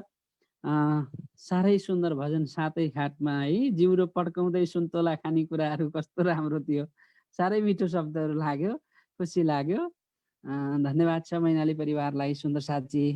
हाम्रो अब कार्यक्रमको निर्धारित समय पनि सकिन लागेको छ र अब 10 बज्न लागेको छ। आजको हाम्रो छोटो एउटा प्रश्न थियो, हजुर सबैलाई विदितै छ र हजुरको स्क्रिनमा यो प्रश्न आउनेछ र यसको उत्तर पनि यहाँ धेरै सुन्दर साथीहरूले दिइसक्नु भएको छ। आजको प्रश्न यस प्रकारको थियो, परमधाममा रङ्गमहलको प्रथम भवनका विशेषताहरू के हुन् भन्ने आजको प्रश्न थियो र यसको सही उत्तर हो परमधामको रङ्गमहलमा प्रथम भवनमा चाहिँ मूल मिलावा र जहाँ 64 थम्मको बिचमा त्यहाँ मूल मिलावा अनि रसोईको चोक जहाँ सखीहरू चाहिँ के त भन्दाखेरि कृष्ण पक्षको दिनमा उहाँहरू चाहिँ 15 दिन चाहिँ त्यहाँनिर आएर र भोजनको लीलाहरू गर्नुहुन्छ र 15 दिन चाहिँ वनमै लीला गर्नुहुन्छ, भोजन लीला गर्नुहुन्छ। यस प्रकारले यो दुईटा विशेषता थियो, रसोईको चोक र मूल मिलावा। र परमधामको रङ्गमहलमा हामी 28 स्तम्भको चोकबाट प्रवेश गरिसके पछाडि गोल हवेली, चौरस हवेलीमा त्यहाँनिर चाहिँ गोल हवेली हुँदै चौरस हवेली हुँदै माथि पञ्च चोकसम्म पुग्दछौँ। यो चाहिँ चर्चनीको विषय हो, यसरी भनेर बुझिँदैन, हजुरलाई नक्सा देखाउनु पाए अझै सरल हुन्छ। र मूल मिलावा जहाँ आत्माको जुन मूल घर छ, मूल मिलावा 64 स्तम्भले बनेको, जहाँ राष्ट्रमजीको दिव्य सिंहासन छ, त्यो एउटा विशेषता। र अर्को रसोईको चोक, यो प्रथम भवनको विशेषता। र आजको हाम्रो यस प्रश्नको उत्तर दिएर विजेता हुनुभएको छ शशिकान्त सिटौलाजी, हजुरलाई बधाई तथा शुभकामना छ। हजुरले आजको यो प्रश्नको उत्तर मिलाउनु भएको छ, हजुरलाई एकदम बधाई छ, शुभकामना छ। हाम्रो कार्यक्रममा उहाँ जुन दिनदेखि जोडिनु भयो, लगातार उहाँले यो कार्यक्रम एटेन्ड गरिराख्नु भएको छ, साह्रै खुसी लागेर आइरहेको छ। विदेशको भूमिमा भए पनि उहाँले यो कार्यक्रमलाई अत्यन्त माया गर्नु भएको छ। शशिकान्तज्यू, हजुरलाई धेरै धेरै आभार प्रकट गर्न चाहन्छौँ हामी आयोजक परिवारको तर्फबाट। र सुन्दर साथजी, आज हामी कार्यक्रमको 28औं दिनसम्म आइपुग्दाखेरि हामीलाई टेक्निकल रूपमा सहयोग गर्नुहुने हाम्रो आदरणीय फोटोग्राफर सञ्जय मुडबरीजी, उहाँ पेसाले फोटोग्राफर पनि हुनुहुन्छ, विभिन्न मिडियामा पनि काम गर्नुहुन्छ। अनि उहाँको यसो समय सेड्युलहरू म हेर्छु, एकछिन फुर्सद छैन उहाँलाई। आज पनि उहाँ विवाहमा चाहिँ फोटो खिच्दै हुनुहुन्थ्यो, अहिले उहाँ विवाहकै घरबाट यो कार्यक्रम चलाइराख्नु भएको छ। हेर्नुहोस्, हामी त बरु अहिले घर घरमा बसेका छौँ, अलिकति सन्चो भएन भने म त आउन सक्दिनँ है, तपाईँ चलाउनुहोस्, तपाईँ गरिदिनुहोस् भन्नुपर्छ। तर टेक्निकल रूपमा बस्ने मान्छेले म त आउँदिनँ है भन्न त मिल्दैन। हेर्नुहोस्, लगातार चलेको कार्यक्रम छ। हाम्रो सञ्जयजीलाई कुन शब्दले म चाहिँ धन्यवाद दिउँ, उहाँले चाहिँ यो यस्तो दुःख गर्नुभएको छ, जहाँ गए पनि उहाँले चाहिँ एउटा यो कार्यक्रमप्रति भनेर अमूल्य समय प्रदान गर्नुभएको छ। आफ्नो पेसालाई पनि एकातिर थाती राखेर यो कार्यक्रमलाई चाहिँ उहाँले चाहिँ अरू मान्छेहरूलाई राखेर तपाईँ गर्दै गर्नुहोस् है, यति समयमा चाहिँ मेरो कार्यक्रम छ, म चाहिँ यतातिर लाग्छु, तपाईँ चाहिँ त्यहाँ गर्नुहोस्। होइन, भोलि अरूको काम गर्दा बिग्रियो भने गाली त आफैले खानुपर्छ नि। हेर्नुहोस् न, फोटो खिच्दा अरूले बिगारिदियो भने भोलि उहाँलाई कराउँछन्। तर तैपनि यो कार्यक्रमलाई उहाँले कसरी व्यवस्थित बनाउने भनेर एकदम लागि पर्नु भएको छ। सञ्जयजी, धेरै धेरै हजुरलाई चाहिँ आभार छ। जसरी एउटा महाभारतमा चाहिँ सञ्जयले चाहिँ धृतराष्ट्रलाई बताउँथे यस्तो यस्तो भइरहेको छ भनेर, तपाईँले पनि एउटा टेक्निकल रूपमा चाहिँ हाम्रो यो प्रसारण भएको कार्यक्रम सबै सुन्दर साथी भक्तजनहरूलाई चाहिँ एउटा बाँडिराख्नु भएको छ, एउटा सेवा गरिराख्नु भएको छ। तुम सेवा से पाओगे पार, पक्कै पनि यो महामतीको यो बाणीलाई चरितार्थ गरिराख्नु भएको छ। धेरै धेरै धन्यवाद छ। र सुन्दर साथजी, अब हामी कार्यक्रमको अन्तिममा आएका छौँ। आज 28औं दिनको कार्यक्रमसम्म आइपुग्दाखेरि हामीलाई आजको दिनसम्म हजुरहरूले हेरेर साथ दिइराख्नु भएको छ र आज पनि यो जुमको माध्यमबाट र फेसबुक लाइभको माध्यमबाट हामीलाई हेरेर साथ दिनुभएको छ। अर्को एउटा खुसीको कुरो सुनौँ हजुरहरूलाई सुन्दर साथजी, र हाम्रो यो कार्यक्रममा परम पूज्य आचार्य महाराज श्रीको पनि एक दिन आशीर्वचन हामीले सुन्न पाउने भएका छौँ। साह्रै खुसी लागेको छ। श्रीकृष्ण प्रणामी धर्मको मोर मुकुट हुनुहुन्छ जगद्गुरु आचार्य श्री 108 कृष्णमणिजी महाराजजीको हामीले पनि सान्निध्य प्राप्त गर्ने भएका छौँ। साह्रै खुसी लागेको छ। मलाई चाहिँ यो कार्यक्रम सफल भएको अनुभूति भइरहेको छ अहिलेदेखि सुन्दर साथी, किनभने यो धर्मको मोर मुकुट आचार्य महाराज श्रीले पनि यो कार्यक्रममा आएर सम्बोधन गर्नुहुन्छ भने त्योभन्दा हामी भाग्यशाली कहाँ हुन सक्छौँ। र परम पूज्य महाराजजी पनि आउने हामीले हजुरहरूलाई सूचना गऱ्यौँ र केही दिनमा नौतनपुरी धामबाट लक्ष्मणदेवजी महाराजजी, चन्दन सौरभजी महाराजजी र अन्य अन्य थुप्रै महाराजजीहरू पनि हाम्रो कार्यक्रममा यहाँ उपस्थित हुने हामीलाई समाचार प्राप्त भएको छ र हजुरहरू पनि यहाँ सधैँ सधैँ हाम्रो बिचमा आएर साथ दिनुहुन्छ र यतिन्जेलसम्म हामीलाई हेरेर साथ दिनुभयो सबै सुन्दर साथीहरूलाई धेरै धेरै नमन छ, प्रणाम छ। र आफ्नो पूर्ण ब्रह्म परमात्मा आत्माधार उनी राश्यामजीको जुगल चरण कमललाई याद गर्दै पधारो मेरी बालाजी रङ्ग भरिरहेन भन्दै उहाँलाई हृदय कमलमा उहाँलाई विराजमान गराउँदै विश्राम गराउँदै हामी सबै पनि अब मिठो निन्द्राको साथमा विश्राम लिउँ र आजको कार्यक्रमबाट बिदा लिन्छौँ। सबै सुन्दर साथीहरूलाई हृदयदेखि कोटि कोटि नमन र शुभरात्रि, प्रणाम।